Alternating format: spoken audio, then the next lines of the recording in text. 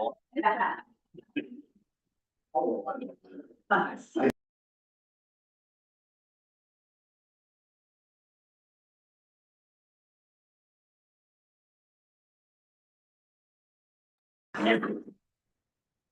and gentlemen, welcome to council. Today, 2025. Before we get to the agenda, I do a couple of things. First one is council staff and public. An apology for my mistake at the last meeting by allowing the motion to come forward during what should have been the finishing of the delegation. I apologize to council staff and the public for that. And we're going to make sure we don't do that mistake again. No guarantees, of course, but confession is good for the soul. Having said that, Julie, you have an introduction to do as well. Yes, I just would like to introduce everybody to Denny Giles. He's here with us in the audience today. Denny is our new manager of legislative services and clerk. He's coming to us most recently from City Clerk's Department in Sarnia. He also brings experience with him from Township Club Southwest Middlesex as well as Clinton, Wyoming. So we're really looking forward to working with Denny and welcoming him to the team. Good, welcome, Denny. Do you want to make any comments? Just happy to be here and looking forward to working with everyone. And he started on Monday, He started yesterday. so still happy to be here. As I said to you earlier, Danny, if you do as well as the previous clerk or clerks have done, I think we'll be very satisfied. And I wish you the very best here. And look forward to a long and interesting career here for you. Thank you. Thanks very much. We need a motion to accept the agenda. Moved by Way, second by Kirsten, and from the agenda we're deleting Port of Region. As we have not got a person rep on that, and apparently we need one. So, any additions to the agenda? Seeing none. All those in favor of this amendment? Opposed, that's carried. Any declaration of interest in the general nature thereof? Councilor Hickman. Thank you, Mr. Mayor. Staff have informed me that to be in compliance with provincial legislation, I need to declare a conflict from the meeting that I missed on June 17th. At that meeting, had I been in attendance, I would have been in conflict for the presentation from Doug Dimmering of ProWind and also the presentation from Marlene Van Ham and Bob Orr regarding the wind turbine development. And so I'm making that declaration. Thank you, and you signed the appropriate paperwork, so I will be doing so shortly. okay, thank you. Minutes of the previous meeting, June 17th, moved and seconded, moved by Pickard, seconded by Gillis. Any errors or corrections? Seeing none, all those in favor? Opposed, that's carried. Business arising from the minutes, clerk's report 39, Julie, please, or is Jenny doing this? I'll do this today. Okay. I don't have any further comments to make in relation to the report, but if there's any questions, I'm happy to answer. Any questions or comments from council? Councilor Yetman. Thank you, Mr. Mayor. Has there been any response from either ProWind or WPD Canada regarding the vote that was taken at the last meeting? We have talked to ProWind. I believe that they will be reaching out to council again to have some further conversations. I have heard from WPD that at this point they are not moving forward. Thank you. Councilor Pickard. I've been contacted and they've requested a meeting. And I understand they will be contacting most councillors, but not all. I'm not sure how to proceed with that. Go ahead, Martin. Yeah, so if you do choose to meet with them, I would recommend that it be here. That you can have, if you're interested in doing a meeting with them, you can have up to 3 members of council. You can't have a quorum at that meeting, so it could be divided. But that's only if you wish to meet with them. There's no pressure to do so. Any other questions on Business Horizon? And then we have a motion. Moved by Gillis, second by Goodman, result Council Thompson, Service Officer, report CO 39/95 Business Horizon, commenced June 17th, 2025 information. Any further discussion? None, all those in favor? Opposed, that's carried. We now need to move into the Committee of Adjustment. We have a motion to move into Committee of Adjustment, moved by Pickard, second by White. For applications 8/8/2025 and 8/10/2025. Any discussion? All those in favor? Opposed, that's carried. And half a minute, I will be there.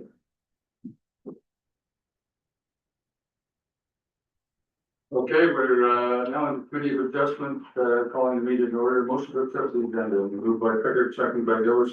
Any discussion? All those in favor? Opposed, that's carried. Any declaration of community interest? Seeing none. The minutes of the June 17th committee of adjustment meeting, moved by Gillis, seconded by Buchner. Any errors or omissions in the minutes? Seeing none, all those in favor? Opposed, that's carried.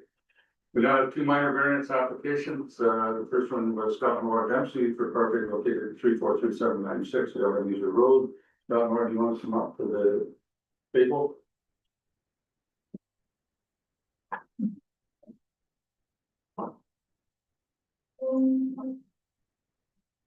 Morning. Lauren, so I'll explain to you how this works and then just now, take it easy.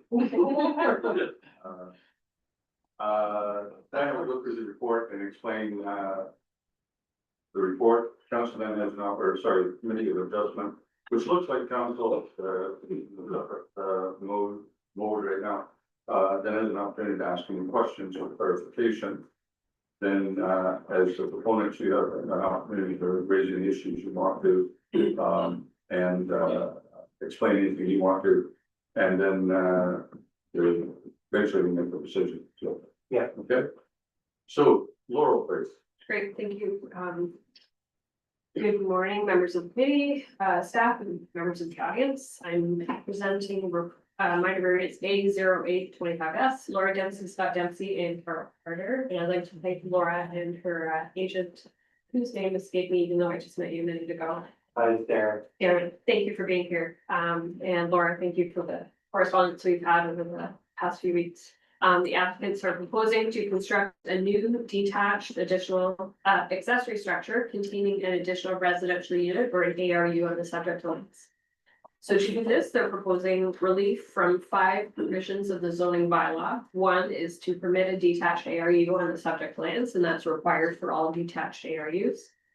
2, to increase the maximum permitted lot coverage for accessory structures to 334 square meters or 3592 square feet.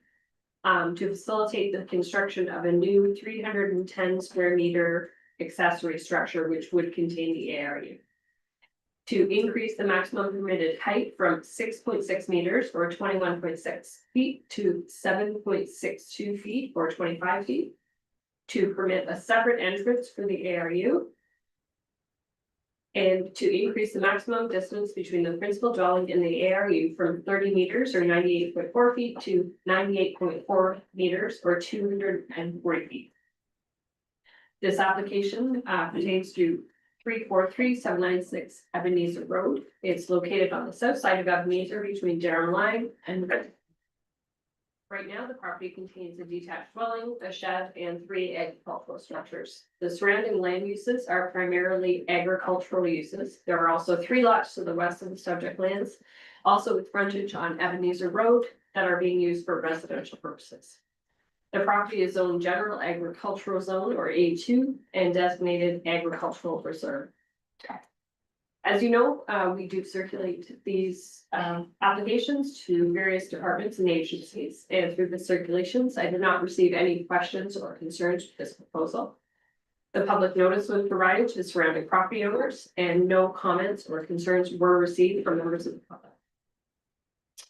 So the official plan sets out very specific policies regarding ARUs, including that they should be located a maximum distance of 30 meters from the principal dwelling. And this distance was established for a number of reasons, including ARUs are meant to be secondary dwellings or ancillary to the principal dwelling. They're not meant to appear or function as a separate residential entity.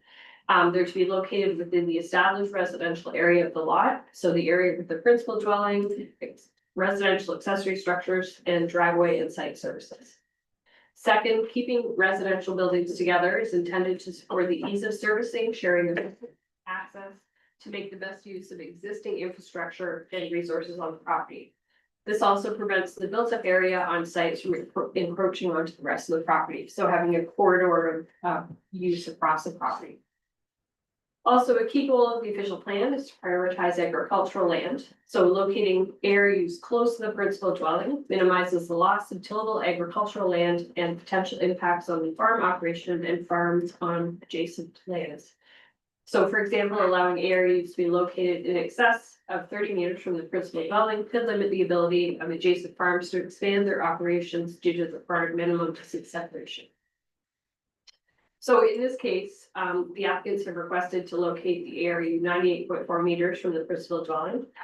Staff does not feel this is minor or desirable for the development of the subject lands, as the proposed location is outside of the residential area on the subject lands, which would increase the amount of land dedicated to non-agricultural uses and potentially limit the ability of adjacent lands to expand their agricultural uses, and would set an undesirable precedent regarding detached ARUs in the agricultural reserve for future applications. There do appear to be feasible locations to construct the area in an existing clear area closer to the building. With respect to the zoning bylaw, ARUs and accessory buildings are permitted uses in the A2 zone. With respect to the proposed increased maximum height, the current maximum is 6.6 meters, and the applicants are requesting 7.62 meters. As council may have committee may remember, council passed a bylaw increasing maximum gross floor area for residential accessory buildings quite recently. So the maximum gross floor area for accessory structures is 2,421 square feet. The applicants are proposing 3,592 square feet to facilitate the construction of a 310 square meter residential accessory structure containing 135.64 square meter area. That's a lot of numbers. The zoning provisions, as you know, for maximum lot coverage are intended to provide for adequate drainage, maintenance, access, amenity space, and to ensure for adequate privacy and compatibility with adjacent uses and functions. These provisions are also intended to ensure that the structuring uses are secondary subordinate to principal structures, and they do not create an undesirable situation for the development of lands and neighboring properties. So visual impact, impacts on privacy, issues like that. So planning staff are of the opinion that the proposed increased gross floor area and increased height of the new structure are reasonable and do maintain compatibility with adjacent land uses and do not negatively impact vehicular traffic along Ebenezer Road or neighboring properties. Also, the proposed massing containing the structure containing the area would still allow for a reasonable rear yard that would continue to allow for amenity space, drainage, maintenance, and access on the subject lands. Staff are of the opinion that the requested increased gross floor area and height for an accessory structure would maintain the real intent and purpose of the zoning bylaw. In terms of desirable development or use, which is another item we consider with all minor variance applications, the proposed distance between the principal dwelling and ARU, which you can see on the map up on the screen or possibly on your screens as well. The ARU bylaws and official plan policies do establish that 3 meters is the maximum distance between the principal dwelling and the detached ARU, as I previously discussed. The applicants are proposing to increase that distance to 98.4 meters. Staff are of the opinion that the proposed increased distance is not consistent with the intent and purpose of the official plan policies regarding ARUs, does not meet the intent and purpose of the zoning provisions regarding detached ARUs in the general zones. Staff are of the opinion that the property is definitely large enough to accommodate an accessory structure containing an ARU, and that the requested variance for maximum gross floor area and height are in keeping with the intent of the zoning bylaw. Therefore, staff are of the opinion that the request for the maximum permitted distance is not minor, does not meet the objectives and policies of the official plan regarding ARUs, and is not desirable for the development of the subject lands. Planning staff are agreeable to the proposed relief from the maximum gross floor area and height from the accessory structure provisions and agreeable to permitting a separate entrance for the ARU as it utilizes an existing entrance onto Ebenezer Road. And that these reliefs can be considered minor and desirable for the subject property.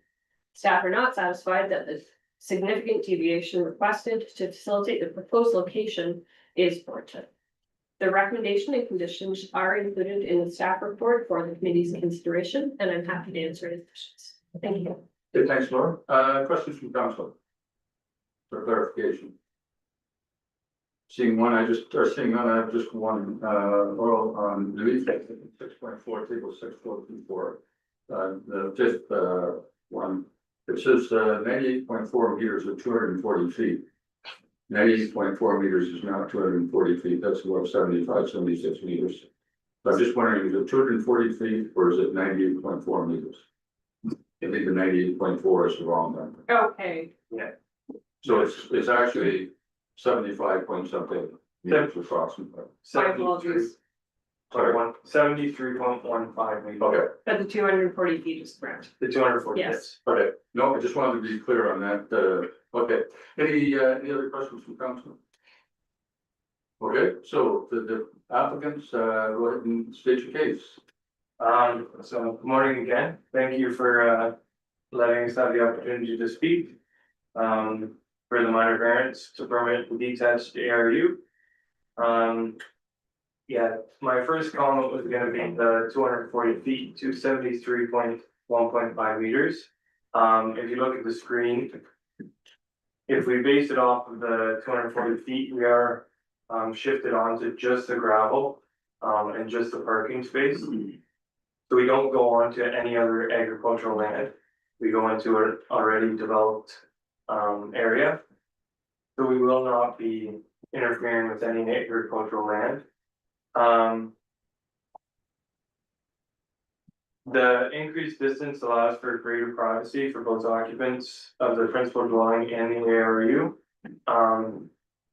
The other factor to keep in mind, if we do keep it to 30 meters off of the principal dwelling, there is a small accessory building that sits to the left-hand side of that driveway. If we keep it to 30 meters, we will be interfering with that. And that will disrupt the accessibility of this ARU, like from entrances or exits. And if we also keep it there and set it back the 80 feet, then we will be disrupting an existing cow path or cow field that they have. They have fencing up there and everything. So if we keep it to 240 feet, if you again look at the screen, there's a piece of the gravel driveway that falls in. That's where, based off the preliminary design, we will be bumping into. And we will still be able to have that 80-foot setback from the road, which will keep it farther back than the principal dwelling. And it will still look accessory to that principal dwelling.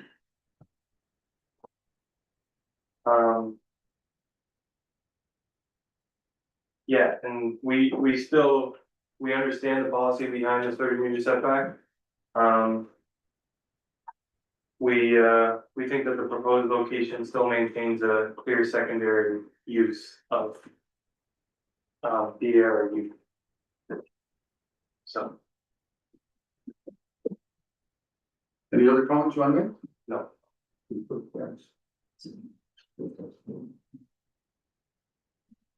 Okay, anyone in the public want to speak in favor of the application? Anyone in the public want to speak opposed to the application? Seeing none, it's back to the committee of adjustment. Anyone on the committee want to speak to the application?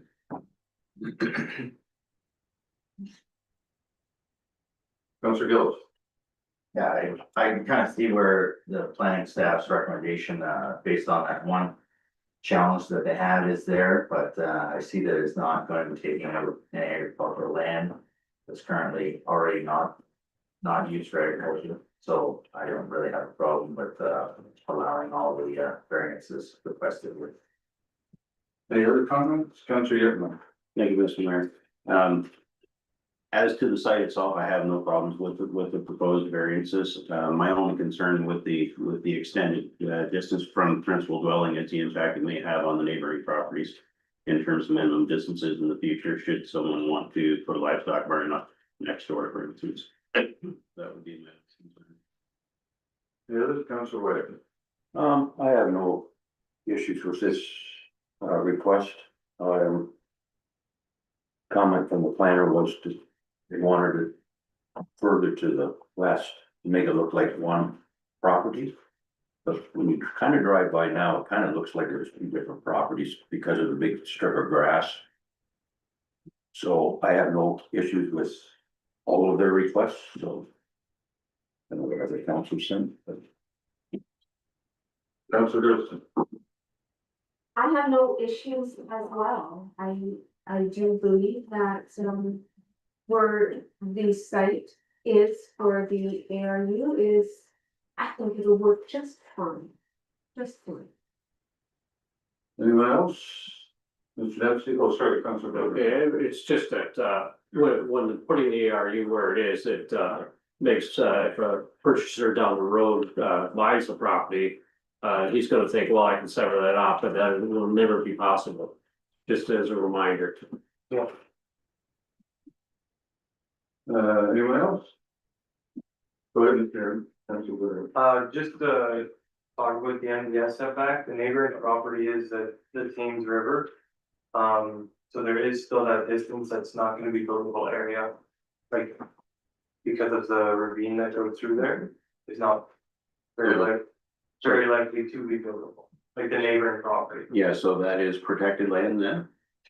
They would have to go through the Thames River Conservation Authority to get approval for it, which is unlikely because the stream does go through there, so. Councilor Becker. I just, the only comment I would have is that we could be setting a precedent. And ask the planner, has there been any exceptions to this rule in your experience so far? Through you, Chairman, yes, thank you for your question. There have been exceptions to the 30-meter maximum. And they're evaluated like everything on a case by case basis, and we looked at different factors. Sometimes there's a septic valve in the way, sometimes there's a natural feature, or there are other issues. Thank you. So yes, there have been exceptions. Thank you. Any other comments? So I understand and can appreciate why they want to build it there. I would, raise concern that I have would be around the precedent setting and, that there's actually not a real, solid reason why it couldn't be moved closer to. Maybe not make it down to 30 meters, but, make it move it closer to the principal residence. Recognizing that the gravel yard there was put in for, a business that only had temporary use anyways. And so, it's, the fact that it's not agricultural, or isn't currently agriculturally used, I think is, questionable, let's say. But other than that, I agree with the planning staff that the first four, minor variances are reasonable. It's the distance one that I struggled with as well. Now we need a decision and we need a motion. So. Councilor White. I have a question first. Are we Go gonna, ahead. are you gonna do this as two separate ones or just gonna make a motion? Just gonna make a motion and I'm gonna live. I move that we approve the request from the Dempsey and Carol Carter on all 5 of their relief asks. Okay, Conditions, just to clarify, and include, subject to the conditions that are contained within staff's recommendation. Yes. okay, that's the motion. Councilor Gillis, you're seconding it. Any discussion on the motion? Seeing none, all those in favor? Opposed, that's carried. The appeal period is? Because this is an ARU, there's no appeal period. Because of, through you, Chairman, minor variances do have an appeal period. That's not what I meant. Minor variance is an appeal period. I'm sorry, They do have an appeal period. correct, yes, And the appeal period would 20 be days, 20 days from the day that it's mailed out, which would be Correct. tomorrow. correct. Okay, so just so you understand, that no one appeals in the next 20 days, or starting tomorrow, whenever this is mailed out, then you're, taking them to a building permit. Perfect. Thank you very much. Thank you for your time. Have a good day. The second, variance morning, 2025, so moved by Katrina and Brent Strickland. You want to come forward? Hello. Well, Katrina Strickland, my apologies, but I couldn't take the time off work. It's not here today. Okay, same process Katrina has, already went through. Okay. And Laurel, take it away then. Thank you, Chair Mary and members of the committee and members of the audience and staff. So this is my variance A1025S, as you mentioned, for Katrina and Brent Strickland. And I hope my math is correct for this application. I apologize for the error in the last one. The applicants are proposing to construct a new detached accessory structure to function as a storage shed and garage on their property. The existing shed would be removed. The applicant has been very clear that will be removed. They are requesting relief from two provisions of the zoning bylaw to increase the maximum permitted gross floor area for an accessory structure to 105 square meters or 1,125 square feet, and to increase the maximum permitted height for an accessory structure to 5.6 meters or 18 feet.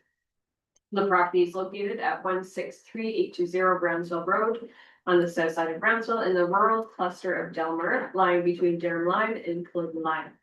Surrounding uses include agricultural to the north, residential to the east and west, and rural residential and agricultural further to the west and south. This is quite common with rural clusters to have a mix of land uses in the immediate vicinity. The property is zoned rural residential or RR, and it's designated, as I mentioned, in the rural cluster of Delmer. Through the circulation to various agencies and departments, there were no questions or concerns with this proposal. This was circulated to surrounding property owners on June 9th, and again, there were no questions or comments received from the public. With respect to the official plan, accessory structures are permitted uses within rural clusters, so this proposal is consistent with the official plan. With respect to the proposed increased maximum height, the current maximum is 5 meters or 16.4 feet. The applicants are proposing 5.6 meters or 18.4 feet in height. It's an increase of 0.6 meters. The proposed increased area for accessory structures, the maximum gross floor area for accessory structures currently in this zone is 100 square meters or 1,076 square feet. The applicants are proposing 105 square meters. To facilitate the construction of the new detached garage. It's an increase of 5 square meters or 53.8 square feet. And the reason this is such a slight difference is council, again, recently approved an increase to maximum gross floor area for accessory structures. As I discussed with the previous application, zoning provisions for maximum lot coverage are intended to provide for drainage, maintenance, access, amenity space, and to ensure privacy between uses on adjacent lots and provide for compatibility with adjacent uses and functions. Planning staff are of the opinion that the proposed increased gross floor area and increased height of the new accessory structure are reasonable and minor and maintain compatibility with adjacent land uses, will not negatively impact traffic along Brownsville Road or negatively impact neighboring properties. Staff are of the opinion that the property is of sufficient size to accommodate the proposed accessory structure and the requested increased gross floor area and height. And this would maintain the general intent and purpose of the zoning bylaw. In conclusion, planning staff are of the opinion that the proposed relief can be considered minor and desirable for the development of the property, and that the proposed structure will have minimal impact on surrounding land uses and will not compromise the ability of the property to provide drainage, privacy, amenity space, or allow for proper maintenance of other structures on the property. It meets the general intent of the official plan and zoning bylaw and can be given favorable consideration. The recommendations and conditions are included for committee's consideration, and I'm happy to answer any questions. Thank you. Thank you. Any questions from council? Okay, well, I just have one, what's the minimum side yard setback to the property line? Says 5 feet there. I believe it's 3.5. Let me just double check that for you.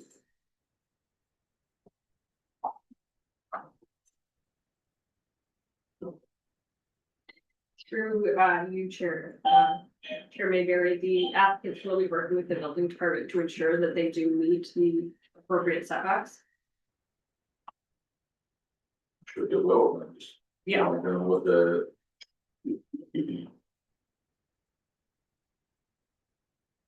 1.5 meters. 4.9 feet, yeah, 5 feet. 5 feet, okay. Thank you. No, that's what I wanted to know. Okay, thank you. Any other questions for clarification?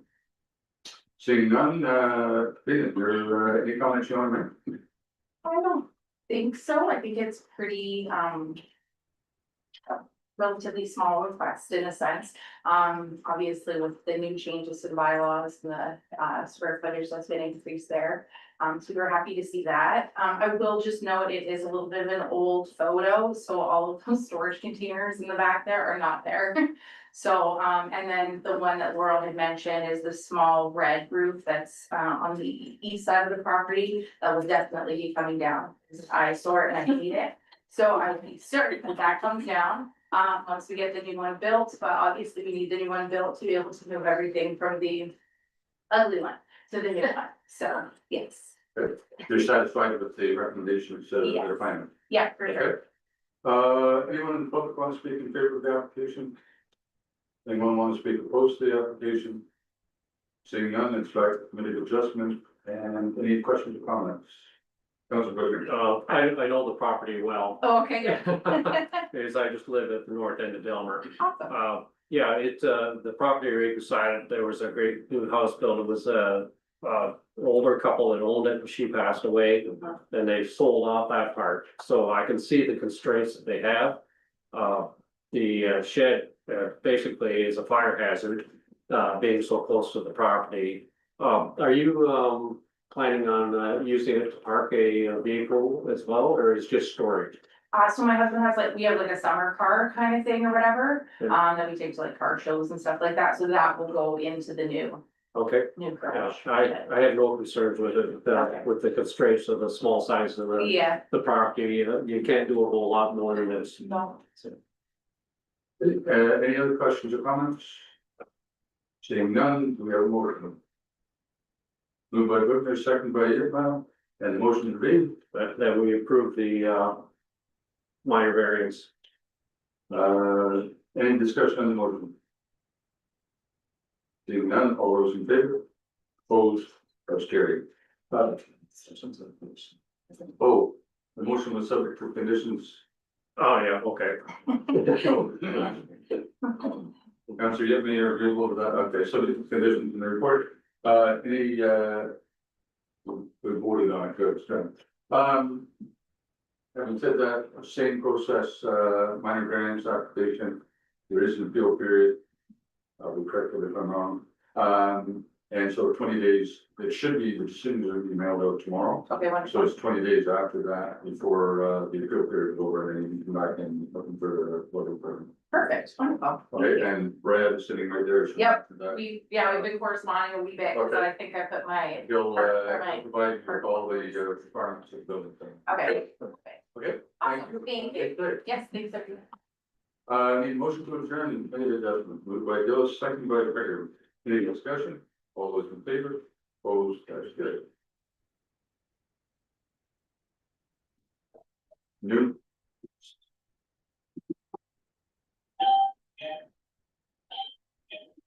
Okay, at 9:33, so we can move right on to the public meeting for zone change for John, is it this guy? Yep. And Crystal Usher. Come on up, it's a very similar process to what we went through, but now you're talking to council instead of to a committee of adjustment, although we look exactly the same. So Laurel, we'll go through this application for zone change, please. Thank you for your neighbor, members of council, staff, and members of the audience, and thank you, Josh and Crystal, for being here today. The applicants, Josh and Crystal, are proposing to amend the existing rural residential zone to construct a new detached accessory structure to function as a storage shed and garage in the side yard of their property. Specifically, this amendment proposes a maximum gross floor area of 284 square meters or 3,060 square feet for accessory structures on the subject property, and a maximum height of 5.3 meters or 17.4 feet. There is a detached dwelling and existing accessory structure, which the applicants would like to maintain. So this is located at 584132 Beachville Road, located in the rural cluster of Centerville on the south side of Beachville between Church and Mill Lines. With respect to the provincial planning statement, this is a settlement area, and the PBS states that settlement areas will be the focus of growth and development and a mix of land uses. There is support in the provincial planning statement for general intensification on properties within these areas. The proposal is consistent with the provincial planning statement.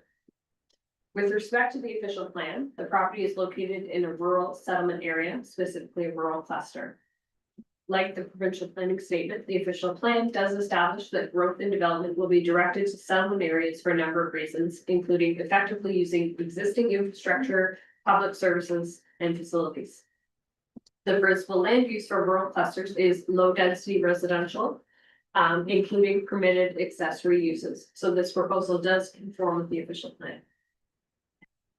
With respect to the zoning bylaw, this property is zoned rural residential, as I mentioned. The uses permitted in the rural residential zone include a number of residential types, including single detached dwellings, converted dwellings, and ARUs. Staff are satisfied that the subject property's lot area, frontage, and depth do meet the required provisions of the rural residential zone. Section 6.1 of the zoning bylaw sets out the provisions regarding accessory structures, including where they can and can't be located, the maximum gross floor area, and the maximum height. Through the circulation, comments received from the chief building official were regarding the proposed height of the building and the proposed location of the building. With respect to circulating to the public, no comments were received regarding this application. As I mentioned, the proposal is in keeping with policies of the provincial planning statement regarding development of properties in the settlement areas and using land resources and infrastructure, and consistent with the official plan. When I look at the zoning bylaw, I note that the proposal is an increase of 184.3 square meters or 1,983 square feet over the permitted maximum for accessory structures in a residential zone within the settlement area. Although this does exceed the maximum gross floor area, the proposal would equal 3.1% lot coverage by accessory structures, which staff is of the opinion that this is significantly less than the permitted maximum of 10%. I visited the site and staff is of the opinion that the subject plans are quite oversized and much larger than what would typically be found in a rural settlement. And that the lot is sufficiently large enough and oriented in a way to adequately accommodate the proposed maximum gross floor area with the necessary area for private services, drainage, maintenance, and access on the property. With respect to the comments received from the chief building official regarding the proposed height of the structure, as the proposed location is slightly in the front area and there is a bit of a slope to the property. Although the structure is not designed to exceed 5 meters because of the slope, and the chief building official's comments, staff is recommending a maximum height of 5.3 meters to avoid a future potential minor variance, just in case the building unintentionally exceeds the maximum permitted height just due to the slope. Staff is of the opinion that the location would maintain a sufficient setback from the front lot line. It is a very deep property. And from Beachville Road, it would maintain compatibility with adjacent land uses and would not negatively impact vehicular traffic. The proposed location will maintain required lot provisions, including side, rear, and front yards, which will continue to allow for minimum space, continuing compatibility with adjacent properties. The applicants are aware that they need to confirm the exact location of the septic system as part of the building permit process, and I believe they are working with the building department. So planning staff are opinion that the zoning application is consistent with the policies of the provincial planning statement, maintains the intent and purposes of the official plan, and can be supported from a planning perspective. A draft amending bylaw is attached for council's consideration. I would like to note that this application is not meant to be setting a precedent with respect to sizes of accessory structures, because this lot is so oversized and because of the way it's oriented. Staff feels it's going to be supported and given favorable consideration. Thank you, and I'm happy to answer any questions. Good. Before we get to questions, clerk, I'm sure Danny noticed it as well. Remind me we didn't go into a public meeting, so I need a motion for the public meeting, so we can ask the questions. Moved by Pickard, seconded by Justin, all those in favor, those carried. All right, now back here, questions for clarification for the plan. Seeing none, now for the applicant. Any comments you want to make? Just that we're not 100% set on location, if there's an issue with the septic or any of the drainage or anything like that, we're willing to move the location, it's just. Like to, get something off the property that works. We originally planned that location based on where the previous owner had told us where the septic is, but. We found some 1974 drawings that say it's on the, other side of the property, so. What we're willing to change the, Okay, so that's gonna be between you folks and the chief building official. I can pretty much guarantee you're not gonna get a building permit if it's in the wrong location. So, We just we wanted, don't really need to worry about that one. Any other comments on that? we just wanted to, build this, garage to accommodate some of our like trailers or vehicles that we have. I mean, previously we lived at Woodstock and we moved outside of town to where we are now and had a big garage there. Now we just have a small detached, small attached garage and a little, shed. So that's how we're looking to build this garage. Thanks for considering, and I believe Laura mentioned, but we did have the conversations with the neighbors and surrounding properties, and they all seem to be supportive of this build. Anyone in the audience want to speak in favor of the application? Anyone want to speak opposed to the application? Seeing none, it's back to council. Any questions or comments? Councilor Gillis. Just a comment, it is a large property in that area and I think would accommodate the structure quite well without hindering any neighbor's properties. Any other questions or comments? Just so you're aware, it's not for commercial use, the personal use only. We're not gonna see a welding shop or car repair shop or other than doing your own. So, I shot this game. just like to make that clear. Anything further from council? And we now need a motion. Moved by Gillis, seconded by, whoops, we gotta go to the vote, right, gotta go to the public session. Moved by Gillis, seconded by Thurston, and go to the closed, public session. Back to regular council, all those in favor, opposed, that's carried, and now Councilor Gillis. Motion to approve. And we have secondary, Councilor Thurston. Any discussion on the motion? Seeing none, all those in favor? Opposed, that's carried. And Dewey, before I make a mistake on this, what is the appeal period? Take 20 days. It's the same 20 days after the notice was sent out, which should be. So then after 20 days, you and Brett can figure out how to get the building out. Okay, Awesome. Thank you, okay, everyone. thanks very much. Thank you. Time. Have a nice day. Thanks so much, Laura. Now, the next issue, and you got 2 minutes, so Christine, do you want to start 2 minutes early? I would love to start to use. Okay. The audited financial statements for 2024, Christine, please. Good morning, everyone. You have the draft financial statements in your packages, I believe. And so I'll just go through them page by page. Please don't hesitate to ask me any questions that you might have. And I can answer those along with your treasurer work. I just want to start out by thanking actually the treasurer and all her help for getting, and her staff for getting these financial statements done. And to you in this manner. So they are draft, as I mentioned, Total Authority of Governance under the Canadian auditing standards approved them. They remain draft. Once these get finalized, which is hopefully this meeting, we will then complete the FIR, which is not for the province of Ontario, that follows these. So I'll just start going through the numbers. Thank you, whoever's managing the screen up there. Thank you. Thank you. All right. So I'll just, again, do a very high level, and if there's any particular questions, please ask. So the net financial assets line, which is about 3/4 of the way down the page, is basically what you would have in the bank at the end of the day if everybody paid you what they owed you and you paid off all of your debt and liabilities. And of course, that never really happens, but it just is an indicator of sort of where you are. And you can see that you have the net financial assets is very stable. It's just over 7.9 million last year and almost and 7.9 million again this year. So very close. And so that's one of the indicators I look at is that you're staying consistent there or increasing, which you have increased a little bit. The next thing I look at is everything below that line, which would be your capital assets that you have in place to provide the services you do. So obviously road work, buildings, facilities. And I'm looking to see that you're investing in capital assets at least equal to what your amortization is.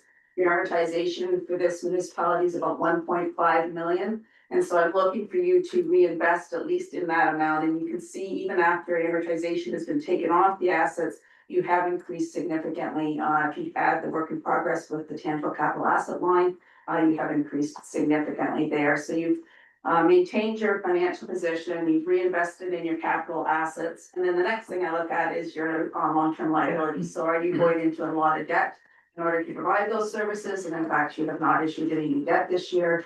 And so that is your debt is going down. So again, a good indicator of where we're at.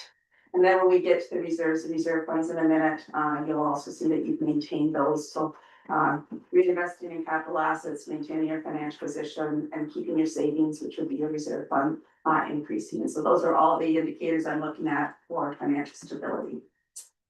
Any questions on that statement at all? Well, seeing with the team. Okay, we'll move on. The next statement is the statement of operations. So showing your budget for 2024. Sorry, I kind of brain freezes what you're in now. The actual for 2024 and then your actual for 2023. So comparing the three columns, I'm just going to highlight a few things. So overall revenues are up about $1.1 million. Couple reasons for that, or significant, reasons for that are the investment income. You can see the line there is significantly higher. And that's really, we don't budget for the reserve fund interest until we get it in, not knowing how our cash flow is going to be through the year. And so you see it's fairly close to what actual 2023 is, and that makes sense. It's a little bit higher, and that really makes sense because interest rates in 2023 versus interest rates in 2024 were different higher in 2024. The other income line is some donations that were given towards I think it's Sweetbird's pickleball addition. And then the user charges have increased. A couple of reasons for that. One is fire calls were up, so we had a lot more fire call revenue in 2024. And you'll see the offsetting costs. Obviously, we're paying the volunteers and the firemen factor. So you'll see the cost increase in the protection area. And then also building permits were up. So if you remember back when we were doing the budget for 2024, building had kind of come to a halt a little bit, and it's regrouping again and coming on strong. So those are the main reasons for the increases there in revenue. Under expenditures, just a couple things to comment on here. So we budgeted 8.4 million and our actual is 9.6. Couple reasons for that. One is we don't budget amortization, and as I mentioned before, it was 1.5 million. As well, under the line of planning and development, you'll see the significant changes from 2023 to 2024 and 2024 budget. That's Executive Link project, so it did not get, we budgeted for it to be fully completed in 2024. It's still in progress at the end of December 2024, and so the costs compared to prior year are higher, and that's because of that project. But we're under budget because of the final cost to come in 2025. So all that just come down to that line of excessive revenue over expenditures before either, and that's really where you're at operationally. And I want to see that as a positive number, obviously, because we're covering our costs plus our amortization with our revenues. The revenues below that line are all your revenues related to capital projects, and so not operational and not consistent from year to year. They change, can change from year to year. Coming down to that accumulated surplus at the end of the year of $33 million. Any questions on that statement? I know I threw a lot of numbers at you there, but. I had one that you answered already, so. What's that? I had one you already answered. All right, so. I try to foresee what's gonna come. The next statement is the statement of cash flows, which just shows the increases and decreases of the non-cash items. And as I said, when it comes down to the end, we're very consistent with the previous year. And then the next statement is a good summary, so it's the statement of changes in net financial assets. This is where you see that amortization that I talked about a couple times, be 1.5 million. And then, but then we've acquired almost 2.4 million of assets, plus we've increased our work in progress by 700,000. Work in progress is just projects or, in this case, the major one is fire equipment that has been ordered. So once it's been ordered, it's our sort of asset. And so we've accrued it in these financial statements as what's called work in progress, not being amortized until we actually receive that. And then we get to the notes to the financial statements, and I'm not gonna spend a lot of time on these. I just want to comment on the note number 9, which is on my page 13, so accumulated surplus note, which I think is the one council is most interested in. So here's where you see that the reserves have stayed very consistent with last year. They're down a little bit, but not a significant amount. And then our operations surplus, so that includes the operations of all of the park boards and the cemetery boards, as well as the general surplus, which I know your treasurer is gonna bring a report on. Coming down to that surplus, so that just is a breakdown of all those items. That asset retirement, I'll remind you, it came into effect last year, and that's just present value of what assets we may have that may have some asbestos that needs to be cleaned up in the future. And then at the back, there's 2 schedules. One is the breakdown of capital assets. So I have to read this. Capital assets by components is, as you can see, the infrastructure is the main one. You had a couple large road projects in 2024 that are in that infrastructure, $1.6 million new additions. And then the last schedule is the schedule of segmented information. So the FIR is filed based on functions. These are the functions here on this schedule. And it just breaks down the revenues and expenditures of the municipality by those functions. And this is a segue into that FIR that gets filed with the province. And then at the back, you have trust funds. So these are the trust funds of the organizations. This is the Cemetery Care and Maintenance Fund, so that these monies have to stay in perpetuity. That's why they're a trust fund. And the interest off them is then used for operations of those various cemeteries. And they're broken down in the note number 3 between the 5 different ones. No. Thank you. Please, Councilor Pickard. Yes. Point out principal payments. Sorry, Where's the principal payments in retirement of that? the principal payments in note number 8, I believe it is, yes, note number 8, if you look at that, note 8E shows the debt retirement. So we have, for the next 3 years, where it's fairly significant and then we come down and I think the other part of the note, if you look at note number 8B, that last sentence, that debt repayment includes the recoverable from taxpayers, so those are municipal drain debts, so we put those on the tax bill, so they're not coming from tax rates. The rest of the debt is all coming from tax rates. Okay, so I'm confused by this 167. Where are you? On note 9. You said that had something to do with, Oh, so that's, yes, so that's the asbestos, so that has nothing to do with debt, that's the future liability that we would have. When we have to clean up that asbestos in the, excuse me, in the assets that have been identified as they could have asbestos in them. So this is a future liability, has nothing to do with debt, it's a future liability that would be cleaning up of those buildings with asbestos in them. And it was brought into effect, there was a new standard in 2023's financial statement, so it's been there, it was there last year, so it's just increased by basically an inflationary adjustment.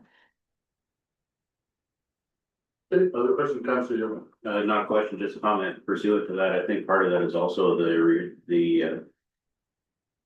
get the right word, but to bring our back. Yes, remediation, thank you, yes. That is live, you're right, that's about 100 of the 167, so. Okay, any other questions on the financial statement? Not seeing any, mine, my other question was around, as auditor, what is the concerns you would have, the council should be aware of? Are we doing all the bookkeeping right? Is there any things that concern you as an independent auditor? So, just, first off, you have great staff and they value internal controls, so that's something that's important to us, obviously, as auditors, and it should be important to council as well, so, and they are following those, so we do test those internal controls, making sure that things are approved. And so that's all been great. The only thing I would comment on, you are maintaining some records for, boards that are not actually under the council's, authority in the municipal act, and so I would caution you on that and perhaps giving up that bookkeeping for those organizations, because it just exposes you to liability that probably doesn't need to be exposed to. So that would be primarily all boards? Sweeper Fall would be one of them, and then Okay. there's a couple of cemeteries that we don't actually have, we do the record keeping for. We actually own them, or we just collect their, We don't own them, but we help them with their bookkeeping for the BAO. For the cemeteries, what I'm talking about there. I know, that's why I'm wondering why we would have any liability if we don't actually own it, and all we're doing is holding. You're reporting to the province on their behalf, so their province would assume that you are looking after them, and you really have no control over the actual record keeping of them. They just come in and give you their money and you report it to the province. So whether the care and maintenance fund contributions are equal to what they should be, we don't have any, okay. Yeah. Appreciate that. Any other questions or comments? Overall, sorry, Councilor Gibbon. Well, I mean, we're undertaking a significant capital expansion project, but those numbers would, so that's gonna significantly decrease reserves in the years going forward. But then our capital assets will increase, so our net position would still remain the same. It would, what I would caution you on though there is just, because there's not a lot, as you're well aware, there's not a lot of government funding for any of our projects that we're doing for capital. Managing that capital expenditure with the reserves, because you still wanna keep your savings in place in for future. And I know you have a major project hopefully coming forward, and so that's exciting for you, and I've seen several of the other municipalities just go through that process, so it's pretty, it's exciting, for sure, but yes, but then you start building up again, right? Or you have the option of going into doing it on long-term financing with debt. Any other questions or comments? I have one other comment. Go ahead, please. Just wanna thank the CAO, I know she's retiring and she's been here my whole time and she was just retired as the treasurer when I came on as the auditor, so she had a lot of historical knowledge at that time that really helped me out. I just wanna wish her all the best, so thank you. They're suggesting that she shouldn't retire. I'm not gonna get involved. Actually, I'm kinda jealous. Okay, okay, thanks very much for that. No further questions. Do we have a motion to receive this? Because it has to be approved before it becomes non-draft. Sorry. All right, we have a motion from councillor to receive the audited statements, moved by Pickard, second by Yvonne. And the motion would read. That council of Township of Central Sauce would receive and approve the financial statements and trust fund statements as of December 31st, 2025. Sorry for 2024, sorry. Not that good. Well, we're. Anyway, any further discussion? All those in favor? Opposed, that's carried. And again, Christine, thanks very much for. No, Robin, thank you very much. Have a good rest of your meeting. Okay, it's 10:00, is anyone here for the court of revision? No, okay, because it's been postponed, so, and we can't do the 10:10 bylaw exemption.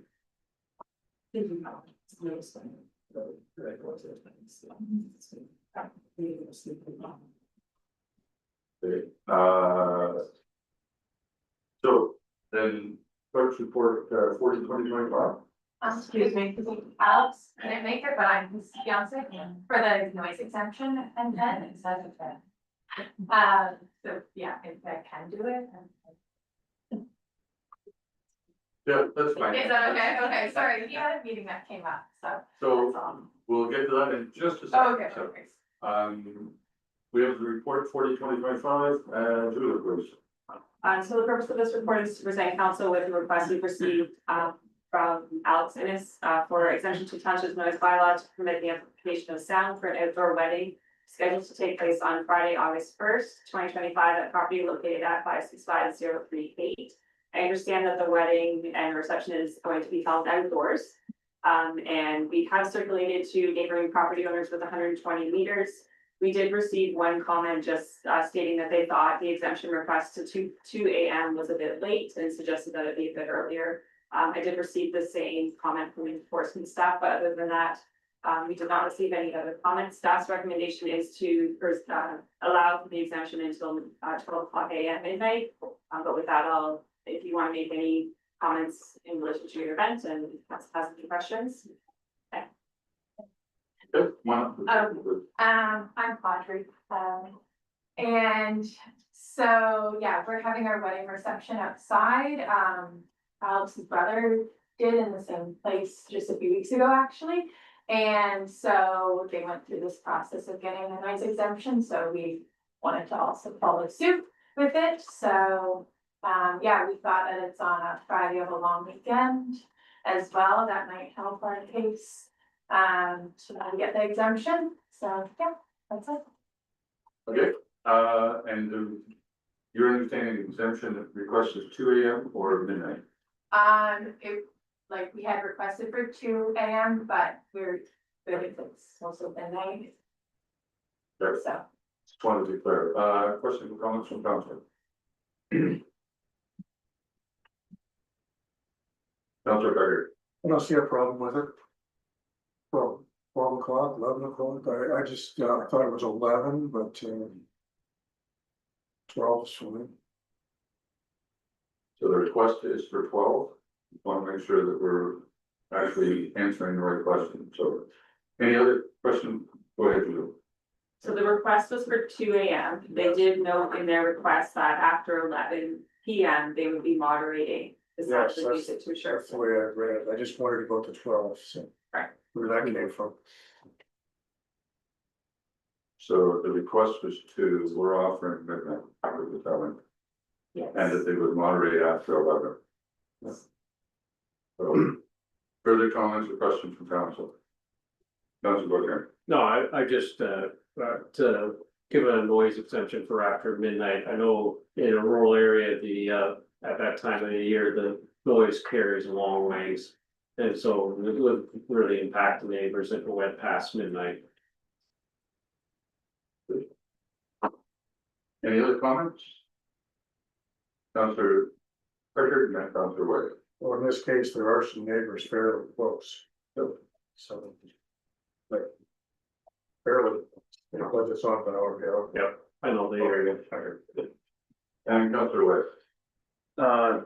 That you said 2 weeks ago, you did Alex's brother's wedding there, yeah, and and what was the time frame for that? I think they got to 2 AM. It was 2 AM. Council approved that. Councilor Gill. Yeah, I know that we're at the first wedding and they had no problems with the sound and the exemption that was granted, and I would be willing to grant from what they're asking for at 2 AM and respect that they will be respectful of their neighbors and tone it down after 12, but I would be willing to move to give them their exemption to 2 AM. Is that a motion? That is. Councilor Yipman, you seconding? Seconded by, moved by Gill, seconded by Yipman, that the extension would be for 2 AM. With tone down at midnight. Yeah. Whatever the proper words, I'm sure the proper will. Any further discussion? Councilor Baker. I just wondered who's gonna go out at midnight and make sure it's toned down. The board. I think the word Councilor. Not to the most one. The side of the road, Councilor Baker, too bad. Any further questions on this motion? Seeing none, remember it is, the motion is till 2 AM with a reduction in, at midnight, Yeah, I just added or moderated at 11. moderated after 11 a.m., which was 11 p.m. 11 p.m., sorry. Okay. And we'll let whoever playing music determine moderation. Any further discussion? All those in favor? Opposed, that's carried. Thank you so much. Okay. The good news with this is there's an appeal period. Perfect. Okay, thank you. I don't think there is. No, I don't think so. Okay, So much. thank you very much. And now I think we're ready for Rick. Come on up, Rick. You don't mind being a few minutes early either? No problem. This is the fire master plan, so.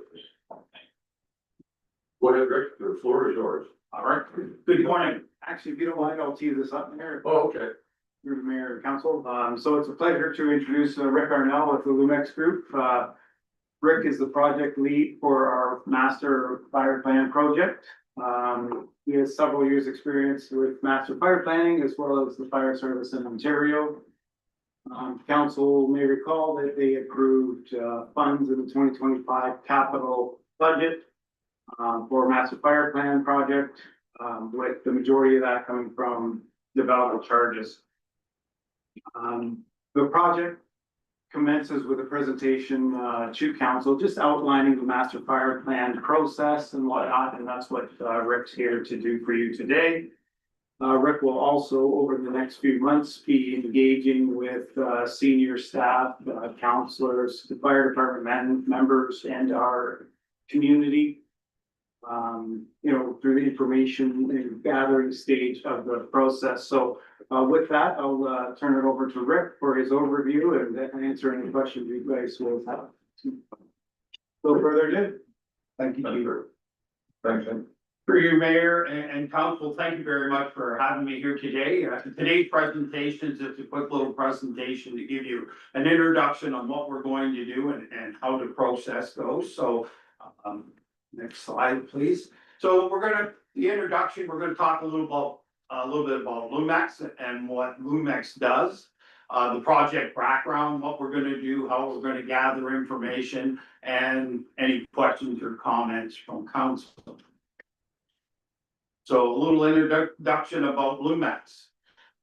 So Lumex is a group that companies that serve the aviation clients. We also serve municipalities in the private sector.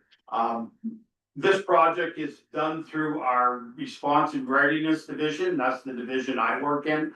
This team specializes in fire service, strategic planning, community risk assessment, station location studies, and staffing suggestions going forward. To our project team, our project advisor is Perry Gervais. He's currently the vice president of the corporation. I'm the project lead.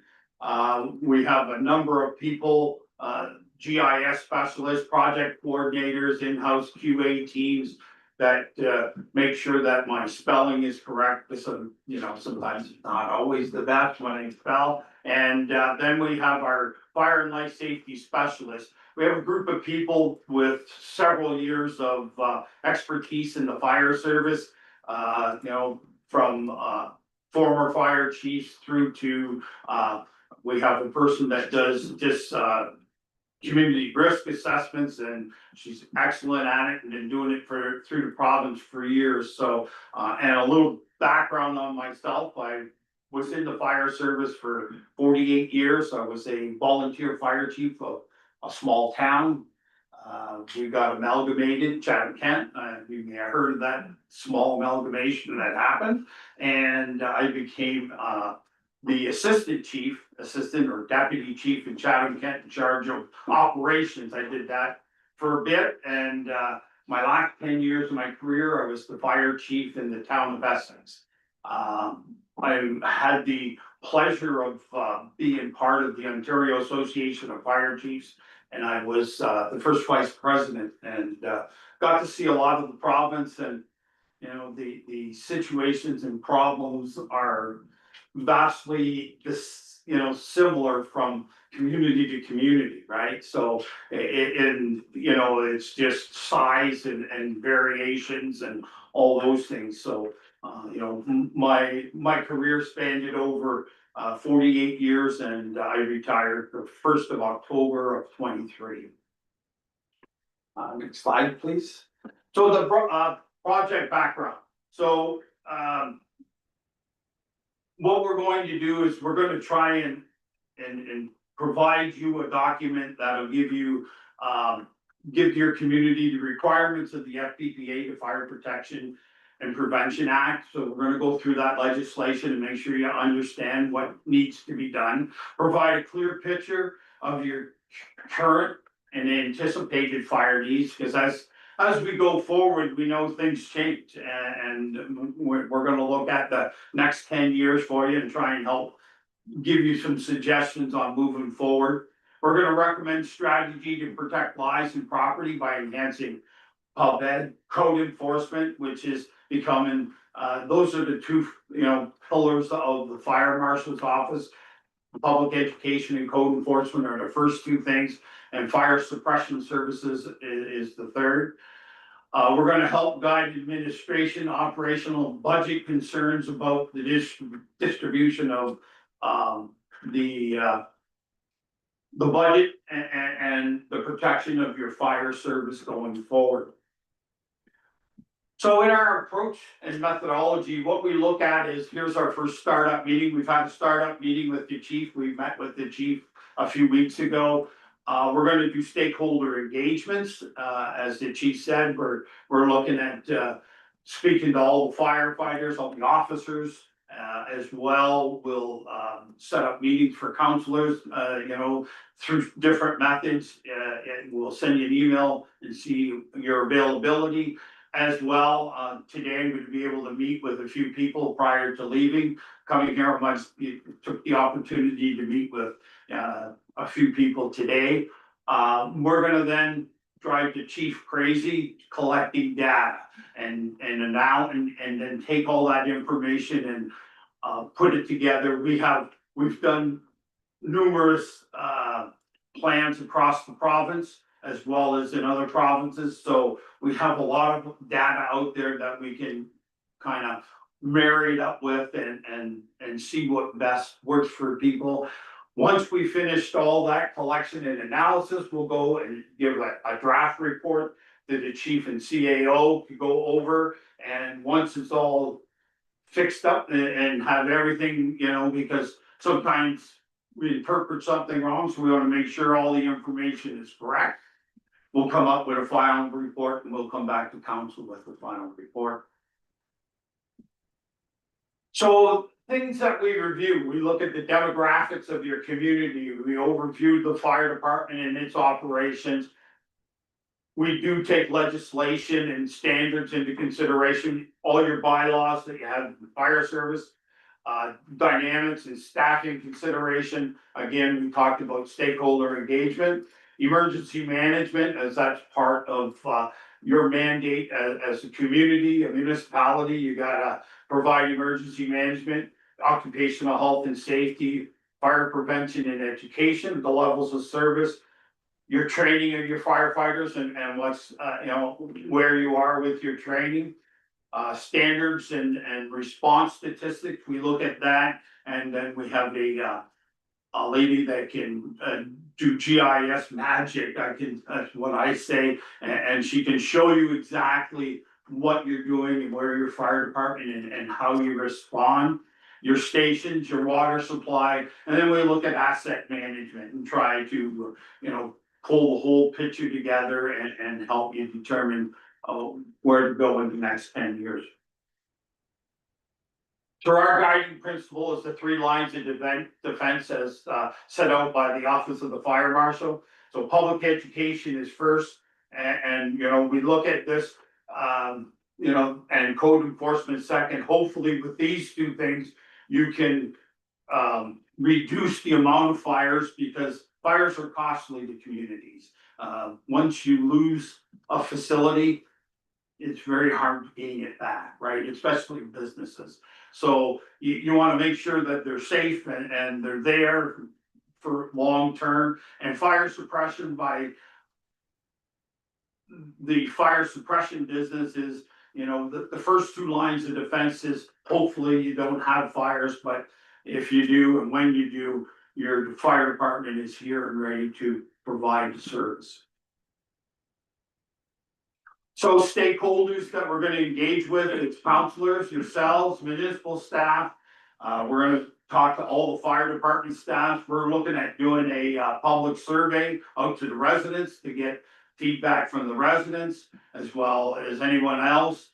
And any municipal partners that you deem important for us to speak with, please feel free to let us know and we'll make sure that we engage with them as well. So our goals is to identify and evaluate your current situation and anticipate the needs in the future for Southwest Oxford. So we're gonna address the protection services that you currently have. We're gonna provide strategy and identify resources that you can manage your current and anticipated fire protection needs and be cost efficient. Also, we're gonna provide recommendations to Southwest Oxford to enhance your fire protection services for the foreseeable future. And that's my presentation. If council has any questions, I'd be glad to answer. Okay, any questions for council? Councilor Trigger. Where's your head office? Our head office, through you, your worship, our head office is in Peterborough. Oh. And as we talked about the aviation, they actually manage, I think it's 4 airports in the country. And so they do that. Any other questions? Councilor White. Through the mayor to you, regarding the requirements of the Fire Protection Prevention Act and legislation. Do you feel that some of these rules and regulations coming down from the Ontario Fire Marshal's office are going to be a struggle for rural fire departments? Like some of their response times that they expect in responding to calls on like a 401. I don't know if that's gonna change down the road, but do you think some of their rules and regulations are gonna be a challenge for Southwest Oxford? Through you, your worship. Yes, I mean, there is struggles for every small community, and problems are, you don't have full-time people to respond, so you have, your response times are slower, or the number of people you have aren't there. And some of the requirements are stringent, yes, but, you know, at the end of the day, the fire marshal's office has not been that brother from afar that keeps clubbing you over top of the head, for lack of better terms. They do monitor. They don't monitor and tell you what your response times are supposed to be. You know, what they've done in the past several years has adopted NFPA as the standard, which is now a standard pretty well North American wide. And it talks about NFPA 1720, which is a standard for number of firefighters on scene and times to get there. But in rural communities, you know, it's depending what you are, it's anywhere from 10 and 10 to 16 people and whatever time you can get them there in rural areas, which you are very rural. So I don't think meeting the standards are going to be as tough as you think they are. The major issues going down the road is to ensure your public education and code enforcement are where it needs to be, because you need to make sure that you protect what you have in your community, right? Yeah, you know, I did a report on a structure that we lost in our community one time, and it was like $8 million fire. We lost a little strip mall. Well, we lost more than that down the road because it turned into a parking lot, and we got $1,000 taxes annually from something like $35,000 or $40,000 annual. that's a huge loss for a community, right? So by ensuring code enforcement, we're making sure the buildings are safe and continue to be there in the future for the community. Other questions? Councillor Yip, Thank you, Mr. Mayor. So that brings up a couple of questions in my mind. So is this going to reflect across multiple departments here at the township? Not just fire and emergency services, but also, for instance, building and other departments as well as they pertain to code enforcement? Through you, your worship, no, we don't talk about building and their code enforcement. We strictly go through the fire code and go what the fire is pertinent to the fire department. Now, does it cross other departments? And speaking with the chief, I believe your work superintendent takes care of the fleet. So that would cross, those kinds of things are what would cross over through the fire master. Then do you have a projected timeline and cost for this report? Through your worship. Cost, I don't get the costing of it. I think it was budgeted and we provided a cost to you. Time frame, we're probably looking late October, November timeframe to get it done. Our engagements we're talking about in consultation with the chief, we don't figure we're going to be able to get a number of the firefighters together till probably September timeframe, because we're in the middle of vacation season. So we're looking at doing all our engagements in September, so we'll be getting some emails out to council to try and engage with you, unless you are available before that. And then we'll get to work on the document, and a lot of it takes the timing is getting all the information from the chief, and there's a lot of information. So, it's getting all that information, and then once we get the information, we can get the document wrote up. But we're looking October, November timeframe, I would say. I know I've spoken in the past about my concern about the cost of bringing outside consultants in for various reports and whatever, but when I read this report, I'm quite excited to see this one come forward. I think it's gonna be a valuable tool on the roadmap forward, so I'm very much looking forward to this report. And Shane, do you want to comment? Yes, through you, Mayor. Just to the council's question, what we're looking for again is that third-party audit of the department. And when that comes forward, it's very much a function of council to determine the level of service that we will provide. And the way it's usually structured is that, we'll build the roadmap for the future. So regardless of which fire chief is sitting in this chair, and quite frankly, when we have changes at the administrative level over time, that's where the roadmap becomes of value to council going forward. So it will give you that strategic direction for the next 10 years and set that horizon for council. And each year will come before council with asks, germane to whatever the recommendations were in the report. And that every year through that budget cycle is when council determines the level of service and what they choose to move forward with and what they don't choose to move forward with. So I'm actually excited from the fire service perspective to get this North Star, so to speak, so that we can actually start. One, it builds some consistency for staff too, that they can see, hey, we're moving forward, this is the fire service, we're not just spinning our wheels, we are moving forward. So I'm actually looking forward to this document as well. So, Shane, just so you're aware of his plans for the next 10 years, I'm not sure that I have any anticipation that any staff people will be changing in the next 10 years. So, questions, just the rest of the council. Well, I think a couple. The first one, you mentioned at the beginning, giving a clear picture of the anticipated requirements or needs in the fire department. I'm just curious, how do you see the changing needs or situations that are gonna happen over the next 10 years for fire service? And then I'll get to my second question. So what are the things in the closet that are about to jump out and go through? Thank you for the question, Mayor.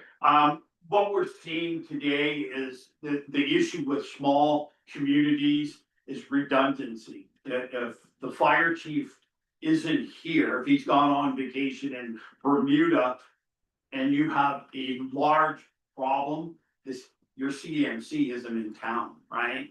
So you don't have any redundancy. What we're seeing happen a lot in the smaller communities is counties or areas are getting together and hiring administrative staff and making a staff, so you have some redundancy. So you might have a fire chief over 4 communities with 4 deputy chiefs, so, and everybody shares in the cost. And that seems to be a trend right now that's starting to happen to get that redundancy that you need for the business. So coming, that's kind of it, what we're hearing in the managing buying fleets is right now is cost, right? And there a lot of problems they're saying is we have a friend south of the border that's driving the cost crazy at the moment. And some municipalities are looking at ordering vehicles a year or 18 months ahead to try and beat some of that costing, whether you can or can't. That's hard to say, right? Because sometimes you put clauses in there and it really doesn't matter. But down the road, those are kind of the things right now that we're seeing is changing in the fire service, is communities helping each other to ensure the availability and the having the redundancy that you need in the event something does happen. So you don't see any new forms of fire that are that we're not used to, Through you, Mayor, no, there really isn't any change in how we do business. I mean, we put the wet stuff on the red stuff all the time, and that's basically what we do. It's motor vehicle accidents, the big change of guards there is we're going to get into electric vehicles. And I'm sure you've heard some of the horror stories, they burn forever, they can't put them out. So there's lots of issues there, and we're still really, the fire service doesn't have the answer for that yet. So that'll be something coming down the road as they keep pushing the electric vehicles and how that's gonna work and how we determine how to take care of those kinds of issues. But as I said, we gotta get a lot of information from the chief, and we're still very limited on the information we got. So, do you do medical calls and what do you provide in the community for medical calls? And those, it looks like the medical portion of the fire service is increasing and that's, at the end of the day, we're trying to ensure that all the residents, your constituents, are getting a service as fast as they can from whoever it is, right? And a person out there is just looking for help, and the fire service and the community is providing that, so. that actually leads very well into the second question, is that the presentation seems to be focused on fire. And in Southwest Oxford, we don't actually have a fire department, we have in my mind, we have an emergency services department, because more than probably 2/3 of all calls have nothing to do with fire. They're actually people going out and helping their neighbor, usually in a very bad moment. And we want to, in my mind, that becomes incredibly important to say, are we providing that service? And I guess that would be the question is, do you see your master plan as touching or being involved in the other services that traditionally the fire department, which now is the emergency service department, is doing? We need more than fire, we need emergency services recommendations, and we think that falls within work you're gonna perform? Thank you for the question, Mayor. Yes, we look at the whole gamut of what you're doing. When we talk response times, as we talked a little earlier, when we talk about that, a number of people that get on scene, that's for single family dwelling fires, home fires, right? We talk about that. But then again, we look at the whole picture of all the calls that your department does.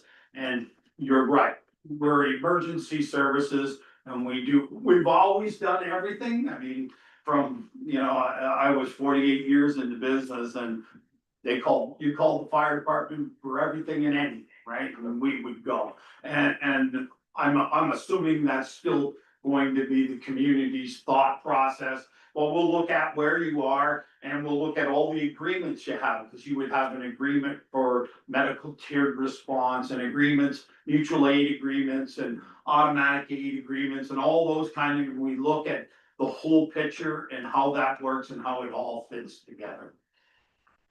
I just wanted to be assured that we're not gonna leave out any what I would call integral parts of it, and what I realize that there are some who would be happy to give up certain emergency responses, for that in the past. I think council has been pretty clear that we're kind of the full emergency services. Before, you want to be or not, something. Anyway, okay, thank you very much, Rick. Further questions? Then we look forward to hearing from you again through the consultation process, and I'm sure that all members of council, and I'm pretty sure that all members of the emergency services are going to want to have an opportunity to chat. Anything from you, Shane, before we move on? Through you, Mayor, no, like I said, just happy to take any questions that the council has on this, and we're actually looking forward to having that plan, and I know staff are looking forward to that as well too, so. Okay. All right, nothing else from council? And thanks very much, Rick, and we'll no doubt see you again. Thank you. Oh, okay, do we need a motion here to receive the information? Okay, we go.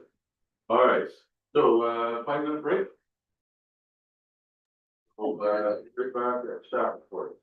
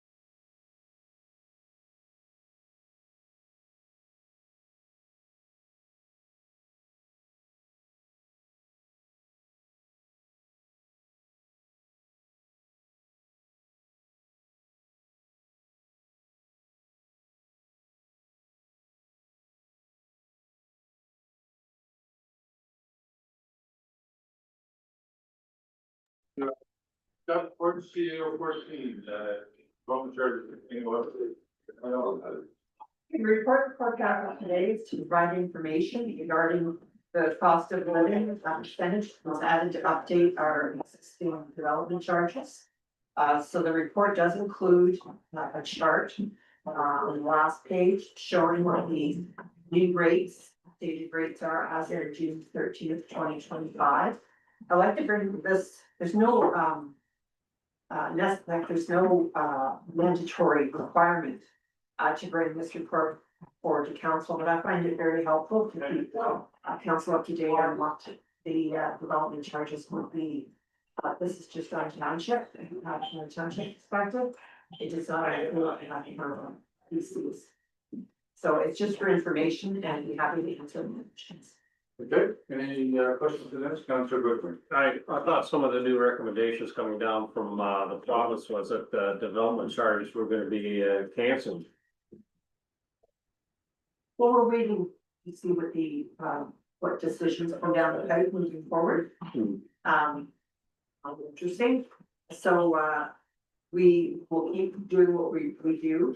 We haven't had an official notification, I don't think, Brad, from them yet on what they're looking at exempting accessory residential units. There is a exemption for that already. So, and there is actually on the chart exemption rates for agricultural properties, which we do. But as far as any other change, there's a lot of discussion going on, just haven't been notified yet. Any other questions? On this, the motion and receives information. Moved by Pickard, moved by Yitman, seconded by White. Result, Council received report CEO 14/2025 as information. Any further discussion? None, all those in favor? Opposed, that's carried. And report 41, quarterly update. Thank you.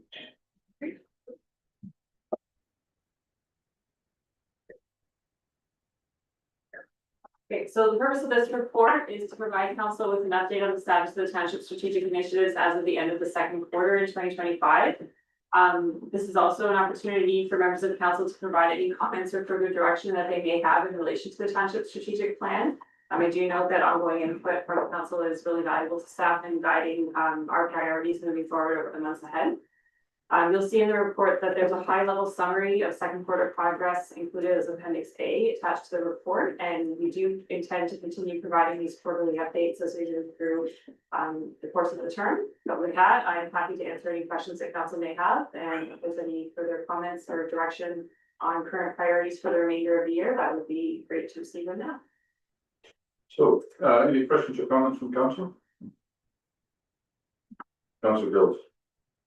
Thanks, Mayor. My first comment is I appreciate this report because I think it's easier to read than previous reports we've had.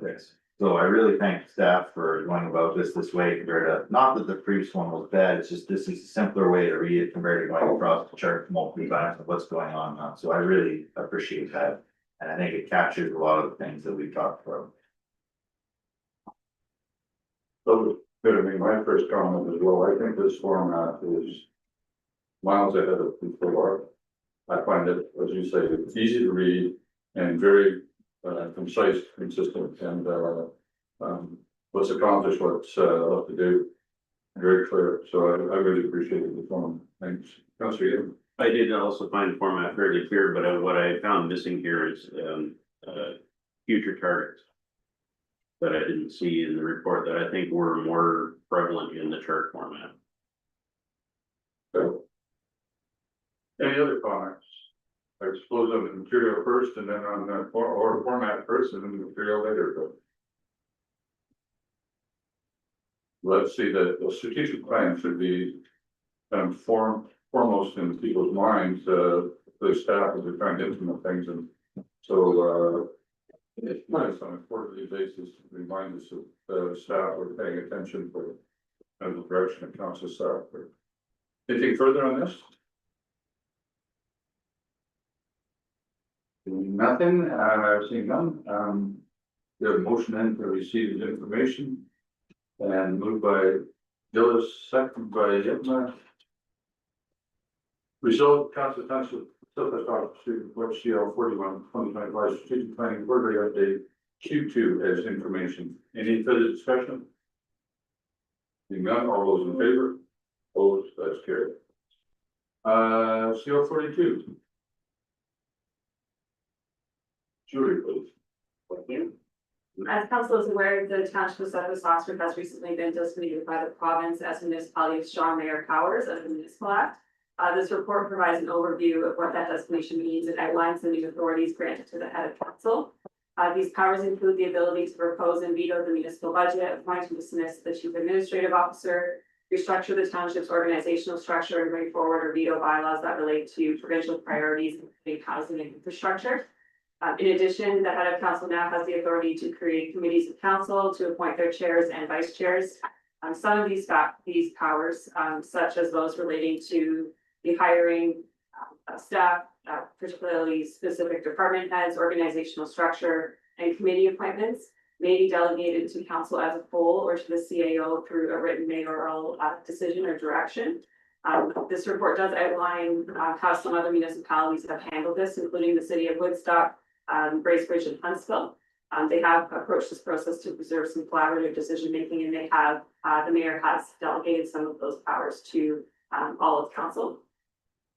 At this time, we're just seeking direction from council as to whether there's any interest in having staff support the mayor in preparing some draft delegation documents for consideration. And if there's any other questions regarding this report, I'm happy to answer. Okay, so any questions or comments on the report? So it seems to me, maybe I'm wrong in this, do we have two approaches that we could take here? One is flat out refusal and two is to have the mayor delegate the responsibilities back to the way it currently is, or do we not even have the option of refusal? Mayor, we don't have the option of refusal. There are certain powers that are given to the head of council that can be delegated, but there are certain powers that still cannot. So council can veto by a 2/3 vote certain bylaws that may be passed. And as well as the budget is the other one that if council votes 2/3, they can kind of overturn the decision of the mayor. But no, we don't have the opportunity to just refuse to accept strong mayor powers. The certain powers that can be delegated are firing of the CAO, organizational structure of municipality, appointments of committees and chairs and vice chairs. Those powers can be delegated. Presentation of the budget and approval of the budget cannot. Sorry. No, there's your thought, but no, I'm just wondering, so if we choose to go the delegation route, right, and try and restore things to, we'll call it normal as much as possible, is that something that's gonna get reviewed every time council changes? Or is it going to be set in bylaw and only changed by a further bylaw? So my understanding on that is it doesn't carry over to a new term of council. So if there's a new mayor in the next term, then council as a whole and the mayor would need to consider that again, whether they would issue those delegations of authority. Just for clarification, it's the mayor that actually has to delegate or, I'm trying to come with exact words, but anyways, basically delegate saying, I'm turning this back to council or I'm turning this to staff. Because it's given to you whether you want it or not. That's right. And so the request here, or at least the recommendation here would be to accept the fact that we've got this problem. And then the best way out is for 75 or 80% of it is to simply have the mayor declare that or it's the mayor's formal mayor decision to delegate which I am more than happy to do. Because I just absolutely opposed to the whole process. But sometimes we get into a rock and have to deal with it. So whether it comes with me. So two either comments or questions around that. One, then what of all the correspondence we've dealt with in the past months from various municipalities who said flat out they're not going to accept it? Are they just out of step with provincial legislation, or don't care, or their letter really doesn't mean all that much because they don't have the option the same as we do. And then my comment is, I'm not worried about the current mayor, I really am not, but how do we ironclad this thing? So that going forward, should we get somebody else in that position, who's not as amicable as current mayor? How do we get this thing so that we still maintain democracy in Southwest Oxford? So I would comment first, well, you might not be concerned about the term there. You'd be the only one in the room that would feel that way. I would say though, I think this is, a gift given to us whether we wanted it or not. And I think every time there's a new council, I think we're gonna have to go through the same process. And that's one of the reasons why I would be strongly encouraging council to support the recommendations of staff and have the mayor delegate as absolutely as much as absolutely possible, which is, as far as I understand, everything outside of budget. Which I find, and you'll see in my letter there, I find ludicrous. The way that if you want the mayor determining the budget is or at least giving direction on this is what's gonna be in the budget. I think that's nuts. But anyways, so I'm fully supportive of the report, or the commission kind of indicated we should have it, using strong mayor powers. And that's why it's in front of us.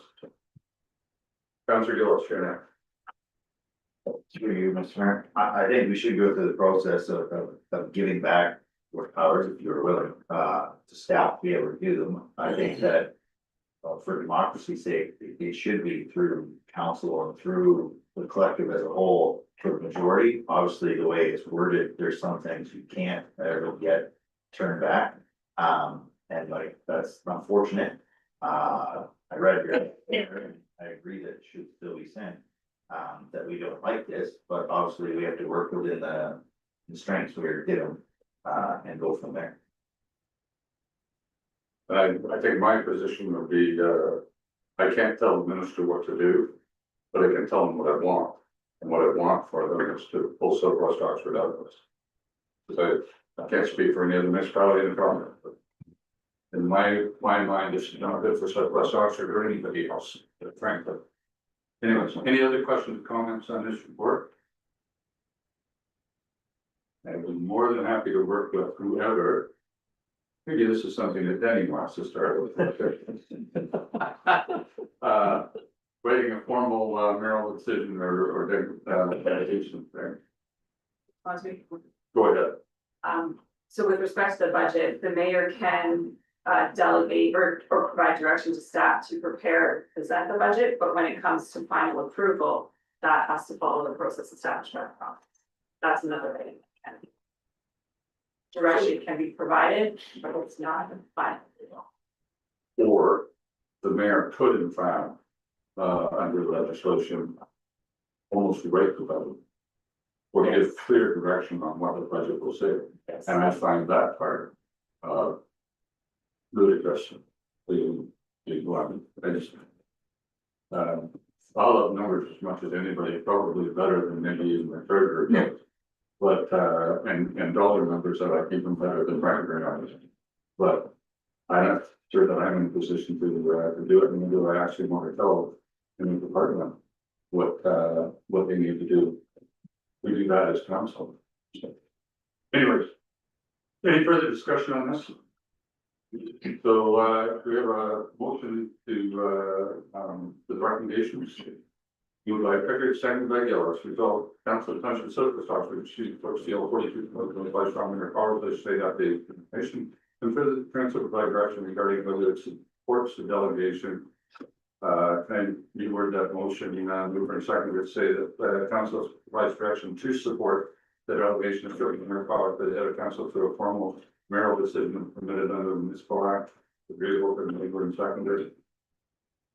Councilor Pickard, is that all right with you? Yep. Okay, any further discussion? Yeah. Any further discussion? All those in favor? Opposed, that's carried, and there is that letter you can need to sign. So. The mayoral decision. Oh. No, the mayoral decision. I will sign right now. if they're We're ready. gonna prepare it. Okay. CO 43, Julie, please. So this report's brought forward for information purposes only in response to some concerns that were raised regarding the process followed at the June 17th council meeting. It provides a brief overview of some of the relevant sections of the township's procedural bylaw, specifically relating to delegations and notices of motion.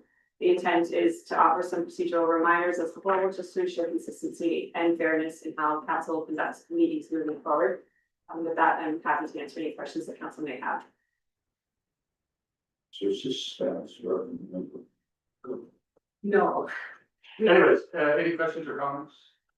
Councillor Becker. I'd apologize for my part in this. Yeah, I guess I wasn't thinking and, probably more so I wasn't really aware. So, I apologize, for bringing that motion forward out of, turn and, I'll try not to do it again. Well, ultimately, it's my fault, so, Councillor Yusman, I think you're next. I'm usually a little slow on the uptake, so I'll take responsibility for that too, but I'm still unclear on the notice of motion. At what point would you use that tool? So, if you, so council, if a motion is not presented in advance as part of a regular meeting agenda package, then the motion should come forward to council and then it get added to the next meeting agenda, okay? If a motion is brought forward in time and it's included as part of the regular meeting agenda package, so all of council has it in advance, the members of the public have it in advance, then it can be considered at that meeting. A motion could be considered at that meeting as well if it has not been presented in advance, as long as council passes a resolution to forgo the notice requirement. Okay, so in this case, the motion that was presented, it wasn't included in the meeting agenda at all. It wasn't circulated to the public. So either council should have passed a motion to forgo the notice requirement, or it gets brought forward at the following meeting date. And I mean, I apologize as well. It all happened very quickly and I could have said something, but I missed the motion to dismiss the notice requirement in that meeting.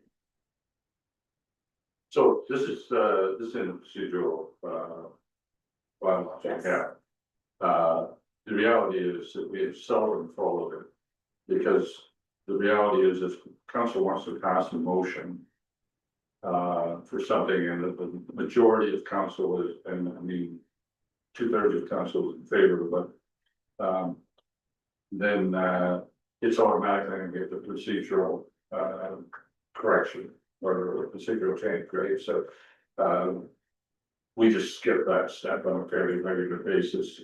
I've always been a little bit lax on following all of the rules, if I don't think that they're actually going to determine or change the outcome, or if I think there's any or no danger to the reputation or position of the council. So I deserve a bit of the criticism on this.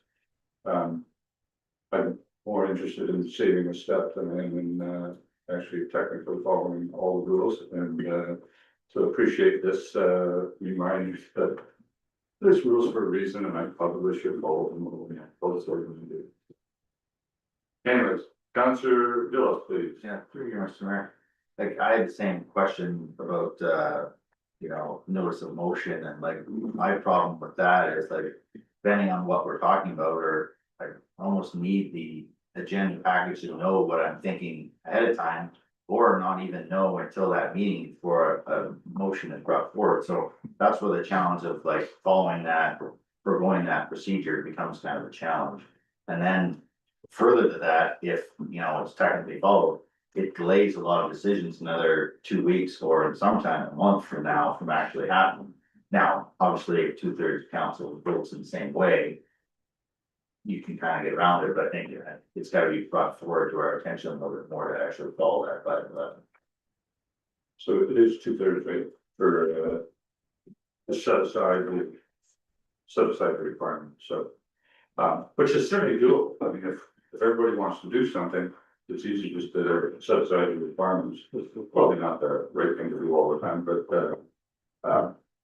so notice of motion, the other challenge is that you don't know whether you're gonna have a notice of motion until after, or you may not know that you're gonna have a notice of motion until after you see the agenda. And although it can be republished with the notice of motion, long before the meeting is a mark or minimum. It's supposed to be with the regular agenda package, so by the end of the day, Friday is the latest. Okay, so. Gives you something to do Thursday night, read the agenda. Anything further on this? Let's have a motion then to receive this information. Moved by Gersten, second by Yitma, local council of town, social talks to for CO 43/2025 procedural reminder delegation of notice of motion and information, any further discussion? Seeing none, all those in favor, opposed, that's carried. Building activity report, Brad, your turn. Mr. Mayor, purpose of the report here for today is just to provide a monthly activity update to council. Further discussion to some of the initiatives the building department has taken on here over the last few months. And provide an update on those as well. So June permitting, 17 permits issued in June, including 3 septic permits. And during the period of June, applications received 16 applications.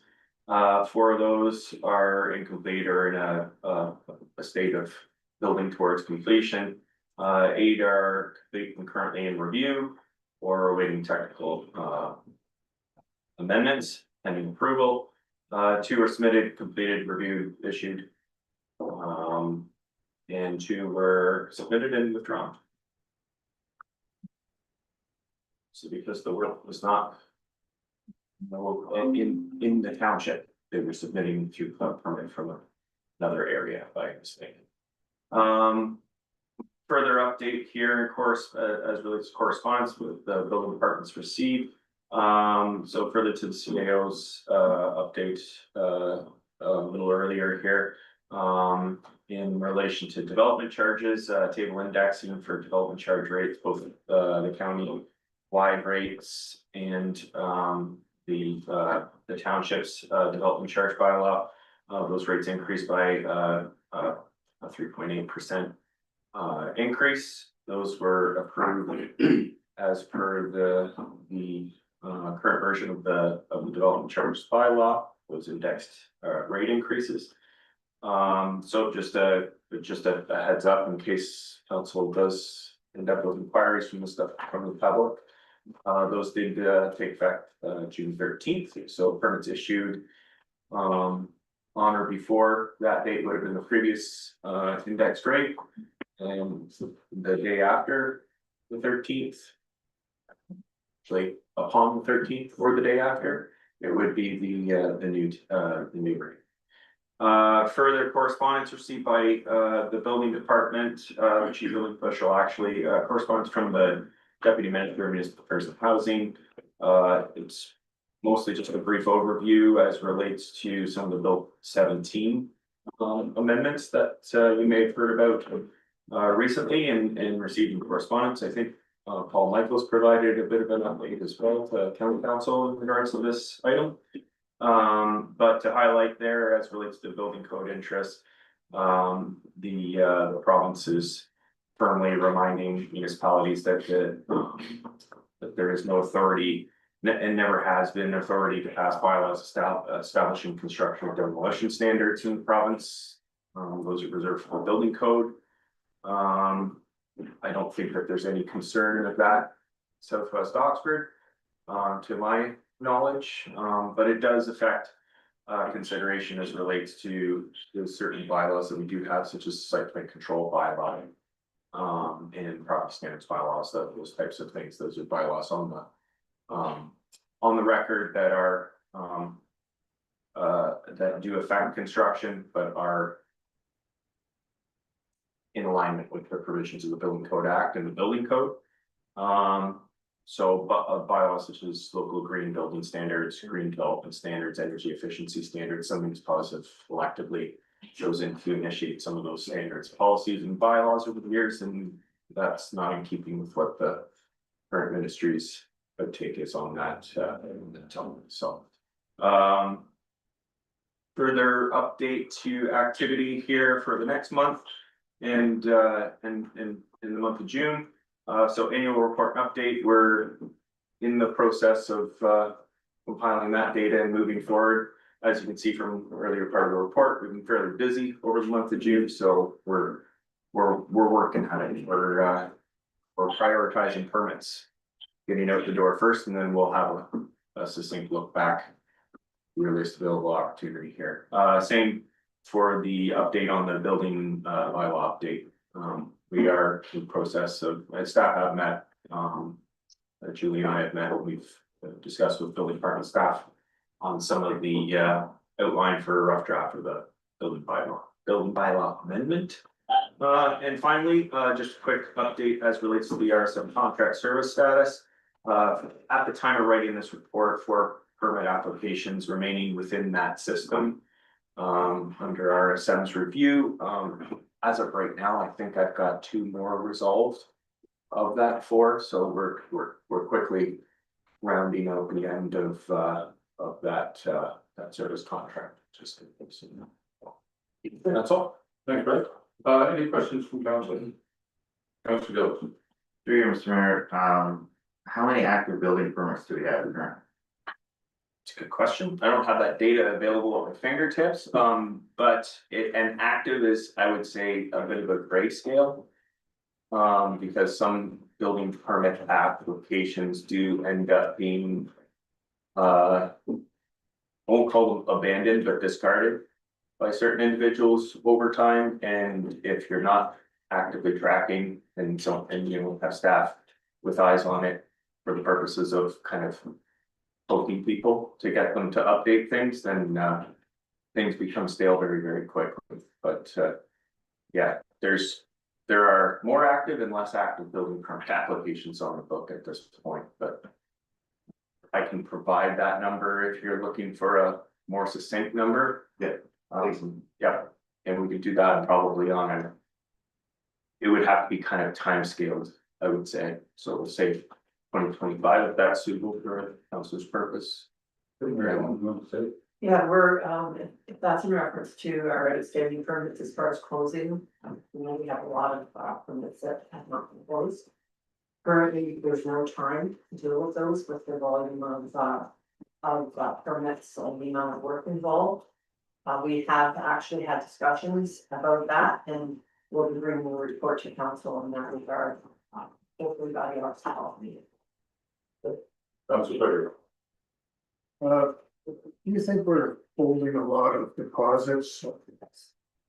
Do you have any idea, is it significant amount? Yes. It is. Yes. Yeah. Maybe we should be talking about that. Well, that's directly connected to the outstanding permits, and there was discussions with the auditor, myself in regards to the amount of money that's sitting. It's held, it's accrued, so it's waiting to go back to individuals. If all the conditions of a permit being closed are met. But what we're finding is that there's some cases where it's a lot more complicated than what was anticipated. So we need to look at staffing to get these things closed. And how that balance works, whether, like, and that's why the report's gonna be coming forward to council is it, who does that? Like, is it better to have increased administrative assistance to allow other staff to do the closing, who have more experience with that type of thing? But it's there'll be a full report coming forward on that. And yes, there is a significant amount of money that's being held because it goes back quite a long period of time, So significant means what? over 200,000. It shouldn't was higher. Okay. Any other questions? I was gonna ask the same question, it's Councilor Gill said what they were standing for. Any other questions in this report?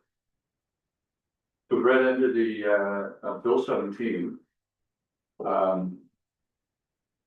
I think the deputy minister said, you never actually had the authority to do something and you don't have it now. But what he didn't say was that it wasn't actually that you couldn't do it, it's just it wasn't permitted. And so people were actually permitting themselves to do things that weren't within the building code, right? And an example of that in Southwest Oxygen, when I think about top of my head would be where we asked the developer to make houses solar ready by having pipe in the attic under them. And technically, we can't ask them. On the other hand, any reasonable developer would probably say, I'd rather do that than face a delay of a month. So technically we can, but I would suggest that probably we can. I would tend to agree with this one. But I think it's one of those things is, well, the deputy minister is saying, you know, you never had the right. Well, if it's not explicitly said in the act, then in fact, doing something that you weren't permitted or weren't told you could do, in my mind would be, well, it doesn't say you can't. And it doesn't say you can't means I can't.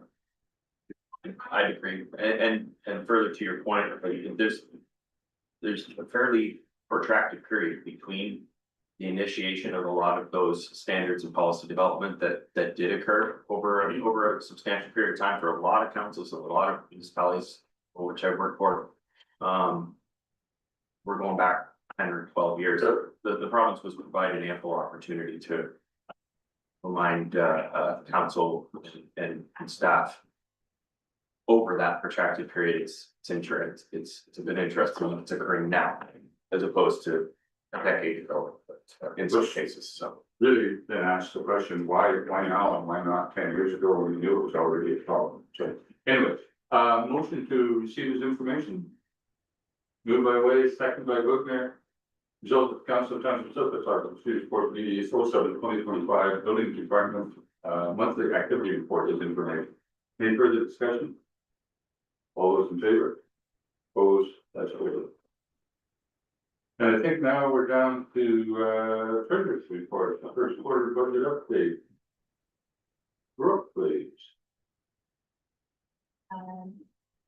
This report is brought forward as the first financial update of 2025, taking us up to the end of May. Just keep in mind any annual budgeted contributions from the transfers have not been made yet.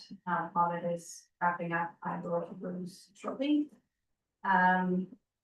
Just some key highlights, I suppose we'll go through, like as in general revenue. Under other revenue, those are our boundary agreement revenues coming in. There's also, we've got about 1/3 of the tax certificates that we budgeted for, so 2/3 of the budgeted amount of bank interest has come in. Other income includes anything to do with investment interest. We did receive a WSIB surplus rebate, that was about $46,000. We haven't allocated to do anything with that yet, it was just sitting in other income. And any tax arrears that have been collected so far in 2025. The new municipal building, the purchase of that property, the actual purchase has not been complete yet, so that's still sitting under budget, has not hit our actuals yet. I believe it's sitting legal, hoping to get that wrapped up soon. All of our community grants have been awarded. As far as under park operations, under health services, just a reminder of our of the budget, we did have budgeted for Brownsville and Mount Auburn Park playground equipment. That was only moving forward if we received the grant funding. I don't believe we know yet, other one. We did do it up it. Okay, It's not. it's not the and I believe Sweeter Parks Committee is the only one that has completed their capital project this year, which is the upgrade to their golf. Let's say, fire services looks to be moving quite smoothly. We have not received their new pumper yet. I believe we are hoping to receive that this fall. Building operations, see building permit revenues and subject permit revenues. Up to that date, as far as bylaws is concerned, we have not yet been billed for our portion of the bylaw service agreement. I wanted to bring to your attention the policing operations. So OPP has not issued any more invoices past the month of March due to the potential postal strike. They do not have any email set in place. They do not offer us any way to electronic funds transfer them. We have called and no municipality is receiving bills. And it's not, there is no outstanding amounts on their end of the township, so. We wait to continue getting bills. They have no electronic way of billing or paying. Yeah, I was on a call about the with the OPP there, they're conducting a, they have consultants coming in to look at the operations and how it affects municipalities, and that was one concern that all of these municipalities kept saying that we would prefer to pay electronically. It's under the roads department. Two capital projects have begun, Park Road, West Hill Line. Our new tandem plow has been ordered. A used trackless has yet to be found, so that's not moved forward. And then under planning, minor variances, zoning, and site application fees are up. There is a small revenue from Hydro One through the solar panels at Selver and charging station at Mount Elfin Hall. Drainage superintendent grant has not yet been received, so drainage does look a little heavy on the expense side. We did pay out that strip drainage share to the county. And then at the bottom under municipal drainage debentures, just we will be collecting the payments from properties on the final tax bills coming in July. And we did pay out to Upper Thames, which was mostly for the repairs for the dam. It was $38,000. So overall, we're sitting at about a $26,000 utilization, or 26% utilization of our overall 2025 budget. Any questions? Any questions from council on this? Councilor Yepler. Thank you, Mr. Mayor. Burke, under planning development, economic development, can you remind me what goes into that 271,000 that we budgeted for? Because I'm pretty sure that doesn't all go to the ROEPC. No, that's the executive. Annual contribution to the executive and RBC. Right. Is it, are we finished with equipment?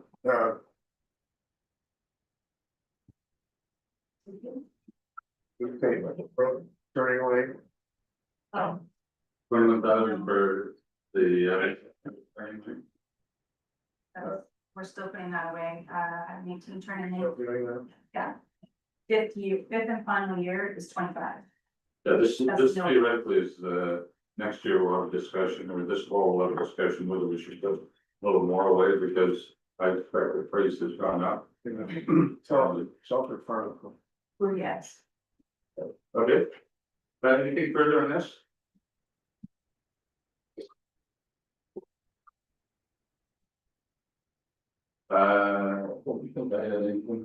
Do we have a motion and receive this information? Moved by Looker, second by Gillis, resulting. So the council received report number PR 06/2025 as information. Any further discussion?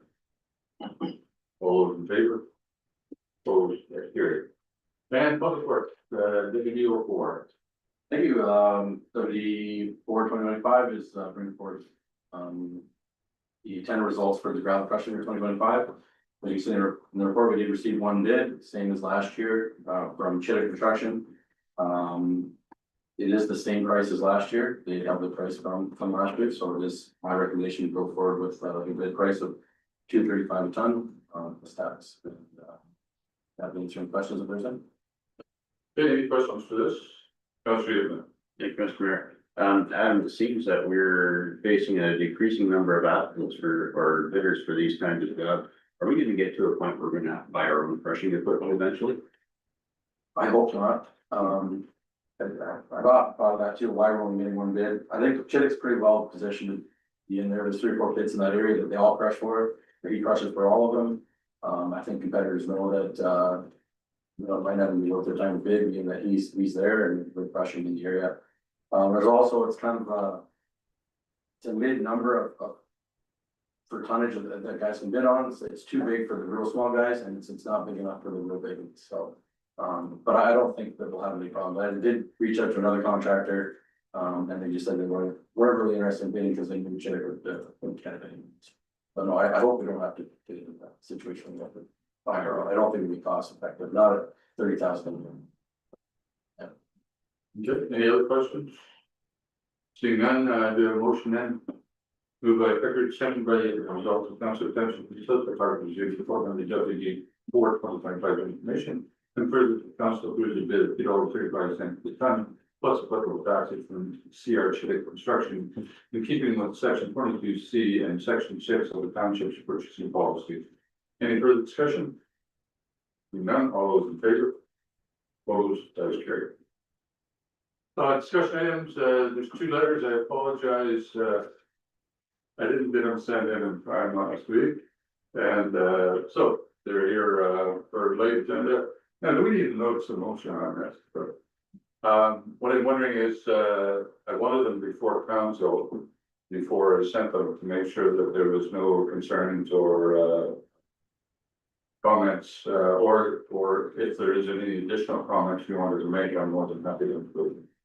So.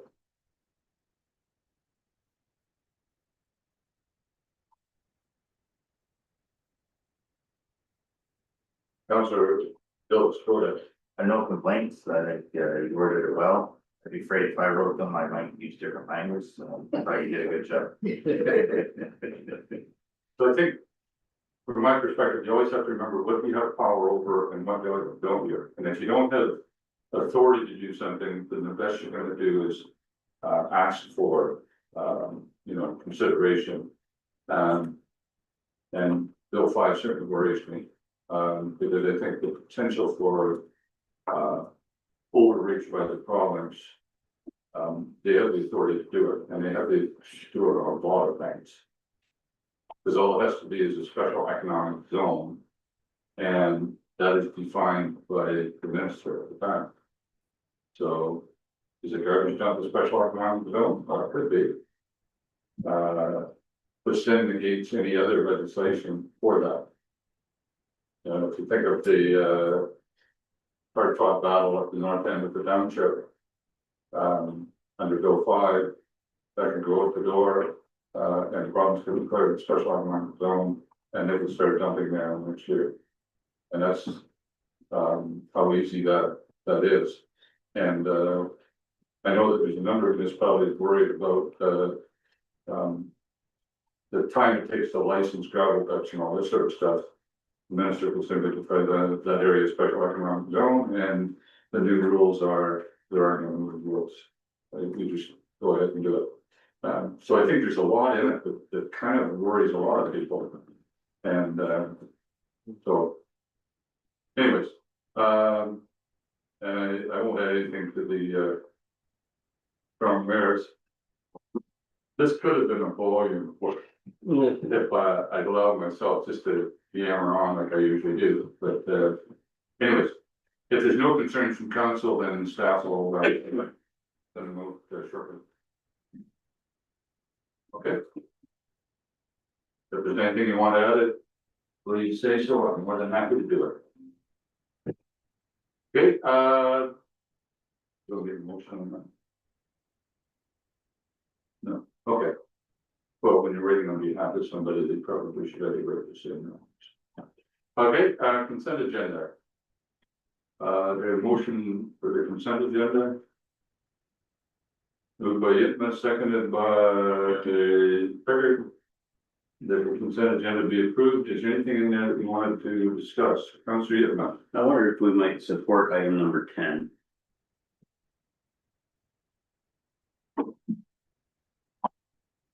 So your motion might be that items 1 to 9 and 11 to 14 or 15, 16. 19. 19. Received in the consent agenda and item number 10. Moved on separate. Okay, anything else? Before we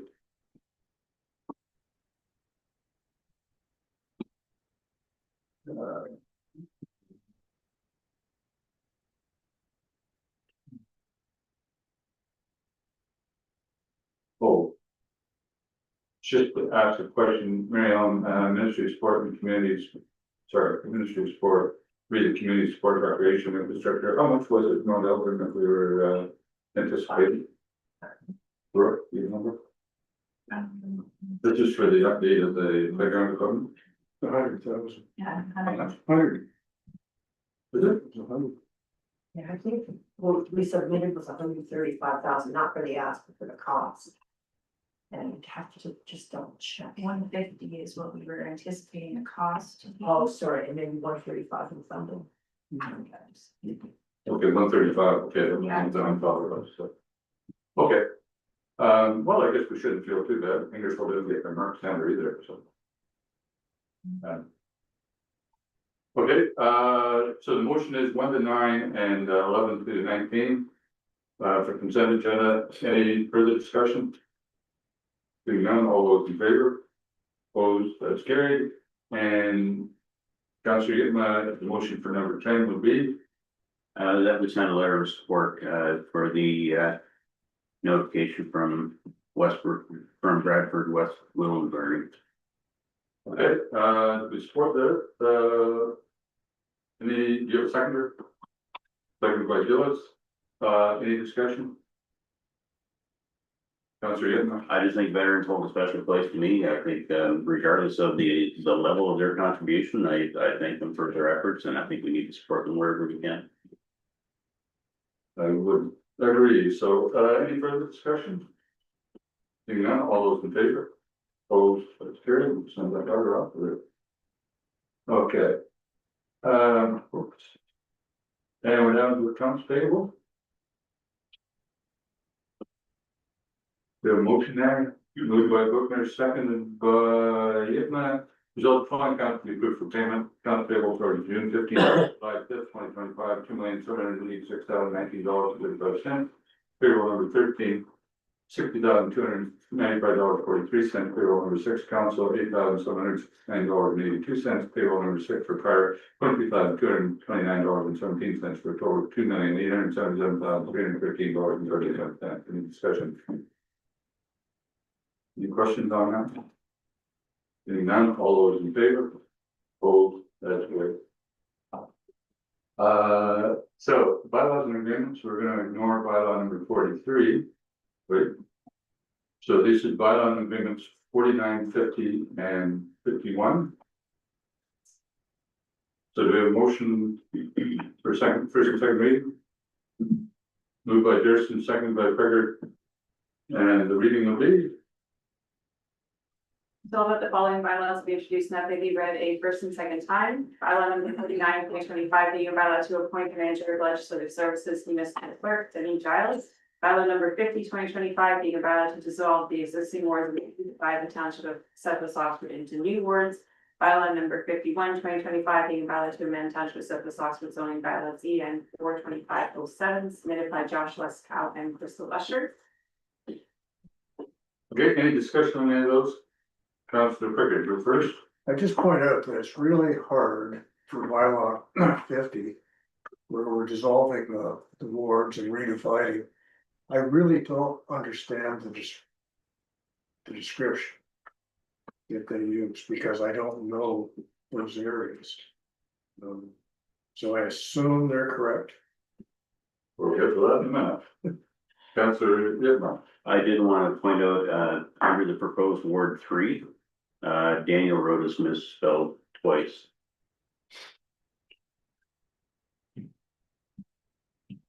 And all due respect to Counselor Wade, I wish him luck in reading his own description because that one is about a challenge, 2 pages long, I believe.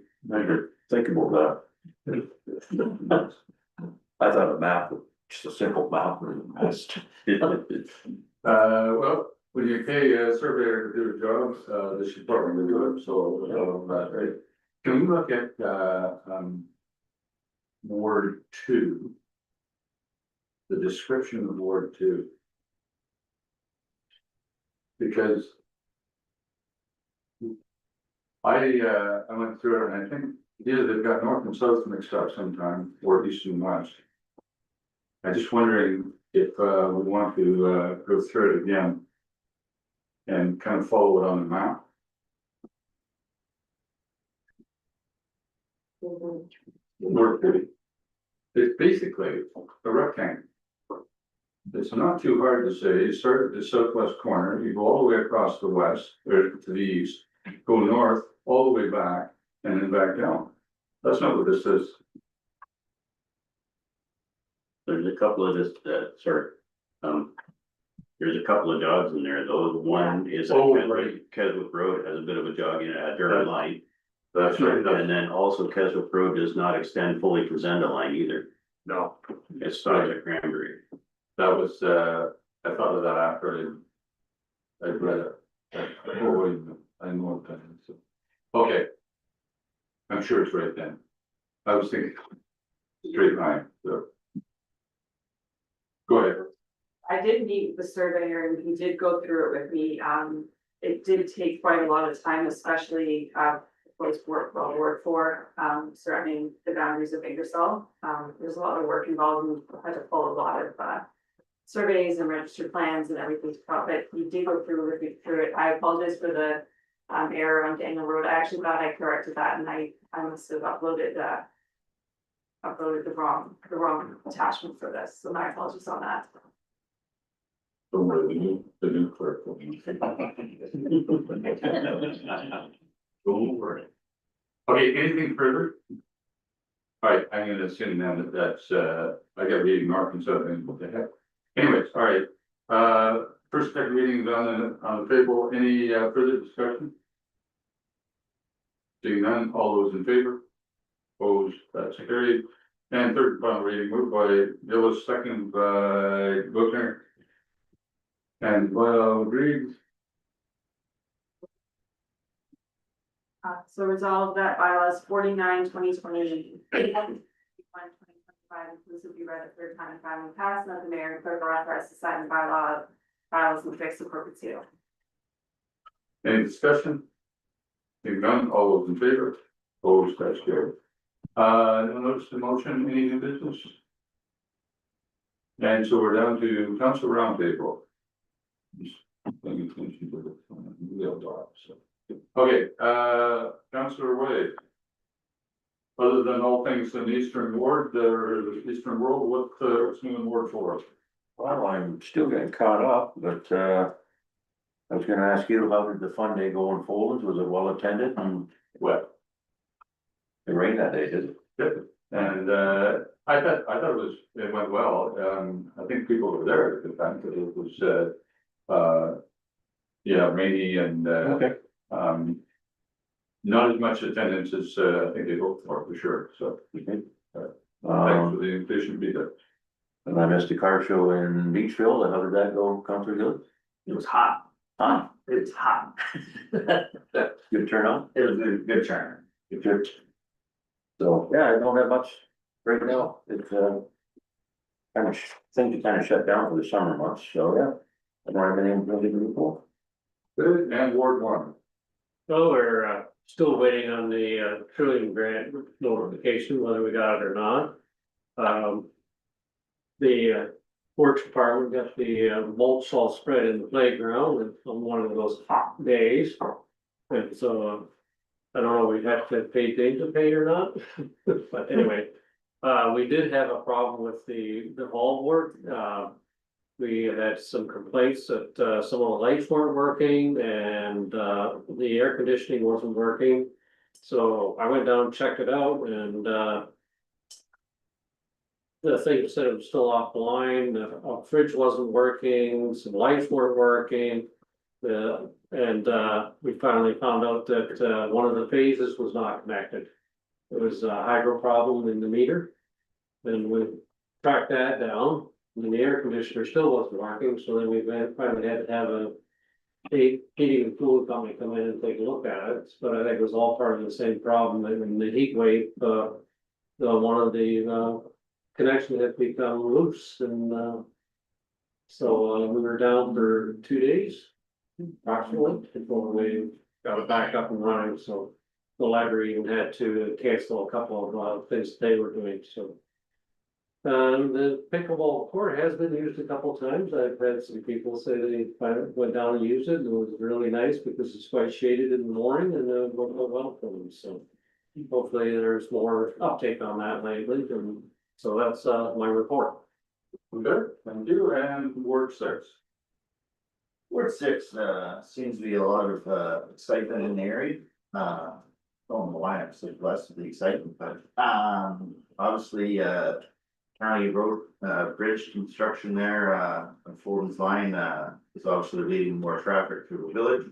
Heard some rumblings about that, but I think, most residents realize, well, to be able to fix some infrastructure, you gotta move people a different way, so it's gonna be a little bit of a pain for a little bit, but we'll get through it through the summer. So we'll go from there. Also with other projects, West Hill was, recently just paved and looks pretty good, Adam. Obviously, there has been a couple of concerns about some drainage and whatnot, and I know that, I'm talking with Burke Superintendent, there's gonna be some patchwork done and, to complete, the spots that go to the drain, so I think once that's finally completed, I think everybody will be pretty happy. And I know that that hill is way better than it was, because I think that was the first road we currently had, so I appreciate that. I also appreciate all the people that helped in the village to spread the mulch to both parts. There was a group that did one and there was another group that did the other over the past weekend, so working in the heat and helping out the community, obviously a great thing for everybody. As well, CM Car Show, last one went relatively well. It was hot, but there was a good turnout.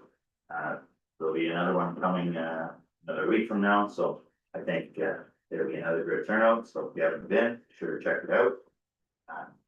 The only concern that I've heard in our area, and I'll bring it up when we have our OPP friends in again, the corner of Bolden's Line and Clark Road, seems to be becoming more of a dangerous corner, for the township, so I think, should probably get ahead of, the problem as council and work with road department, and maybe we can mitigate some of the issues that are presented there in the last little while.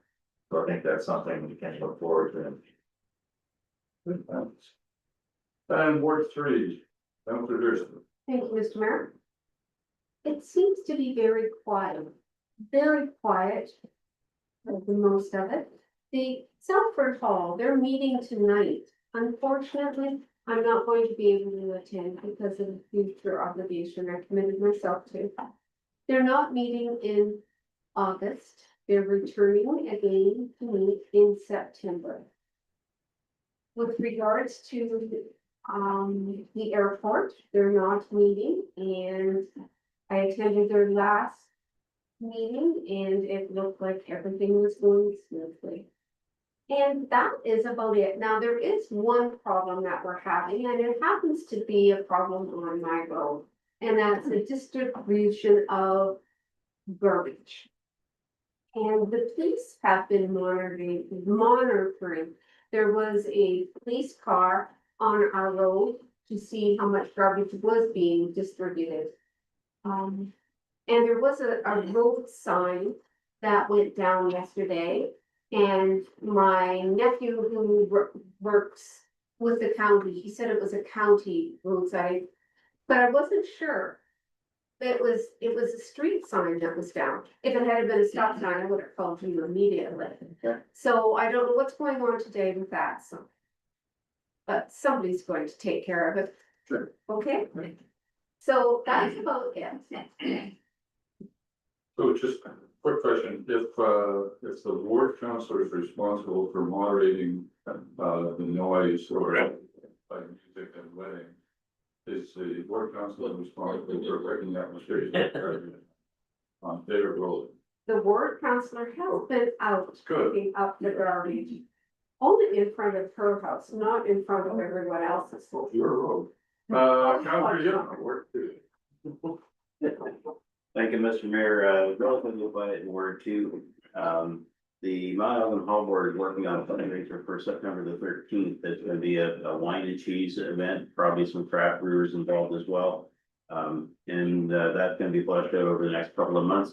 They have also decided not to meet for the months of July and August, so that work will be done through a separate committee of the board, and emails will be going out regarding the need for help on that. Durham Center, they had their community barbecue just prior to our last council meeting. I wasn't able to attend that one, but from all reports, the attendance was down a little bit, and they wondered if that might have to do with the popularity of that next council meeting. And so that may have factored into it, we're not sure. The LPRCA met last week, nothing terribly riveting to report there for this time around. Parks and Rec in Mount Elgin, I'm continuing to work on trying to get basketball equipment installed at the park. Just follow up with the machine shop that's building the posts, and they had sidelined the project and had kind of forgotten about it, so I reminded them last week, and so we're still working on getting that done. That involves funding, capital funding from the 2023 budget yet, so we're a little behind on that. We're working on it. And then just across the road in Ward 3, we have a brand new ice cream shop in Mount Elgin. And congratulations to the Browse family for opening up Herb's Ice Cream. And I just checked, it's open from 5 until 9 tonight. So if you're looking for a good treat, you can pop on over to Adam's Neighbors over there and say hi and buy yourself some ice cream. You know what kind of ice cream they sell? That's Shaw's. Yeah. And Ward 5. Ward 5, not much going on. Dodge line is closed at the 401 overpass. Anybody can tell me why, please let me know. It saved me a lot of calls. MTO is doing something there, but not sure what. It looks like just a bridge deck placement, but originally it was supposed to be left open one lane, and then I think maybe the 11th hour, the MTO decided they wanted to close it full hard closure. Oh, Well, and even the detour signs, they weren't put up very well. yeah, They had people going everywhere. snap, rearrange those. So that's been a few calls about that. The playground equipment at the ballpark, the Lions Park, it's in bad shape. And so I've told them they have to go through the same process as everybody else. That they'll have to wait till the grants are available, and right now the Brownsville is a priority.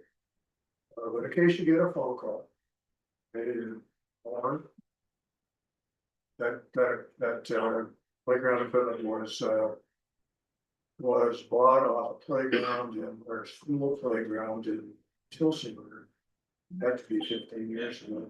Was a Lions Club and put in there, of course, now the steel on its road.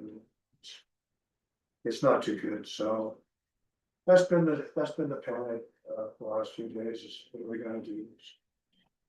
They were asking who to contact, blah, blah, blah, and I suggested they'd have to wait until the fall. The real decision will be whether we have to rip it over. But just an FYI. Good, I don't think there's anything new other than the county growth king. Just nicely remodeled a couple of the floors, and we're about to move back in, and pipe broke on the 4th or 5th floor. And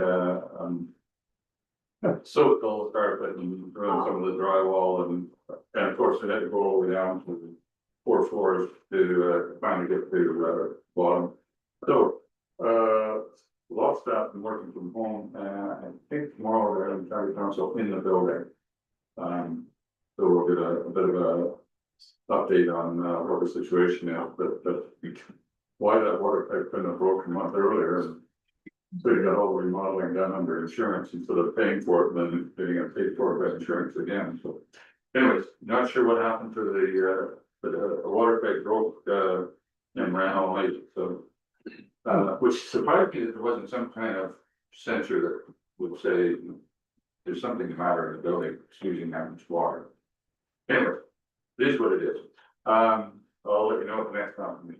I think then we're ready for closed session. Do we have a motion to go into close? Moved by Way, second by Woodbury, Council. When the closed session, discuss matter of litigation or potential litigation, including matters before an administrator tribunal affecting the municipality of the board. Any discussion? All those in favor? Opposed? Carried.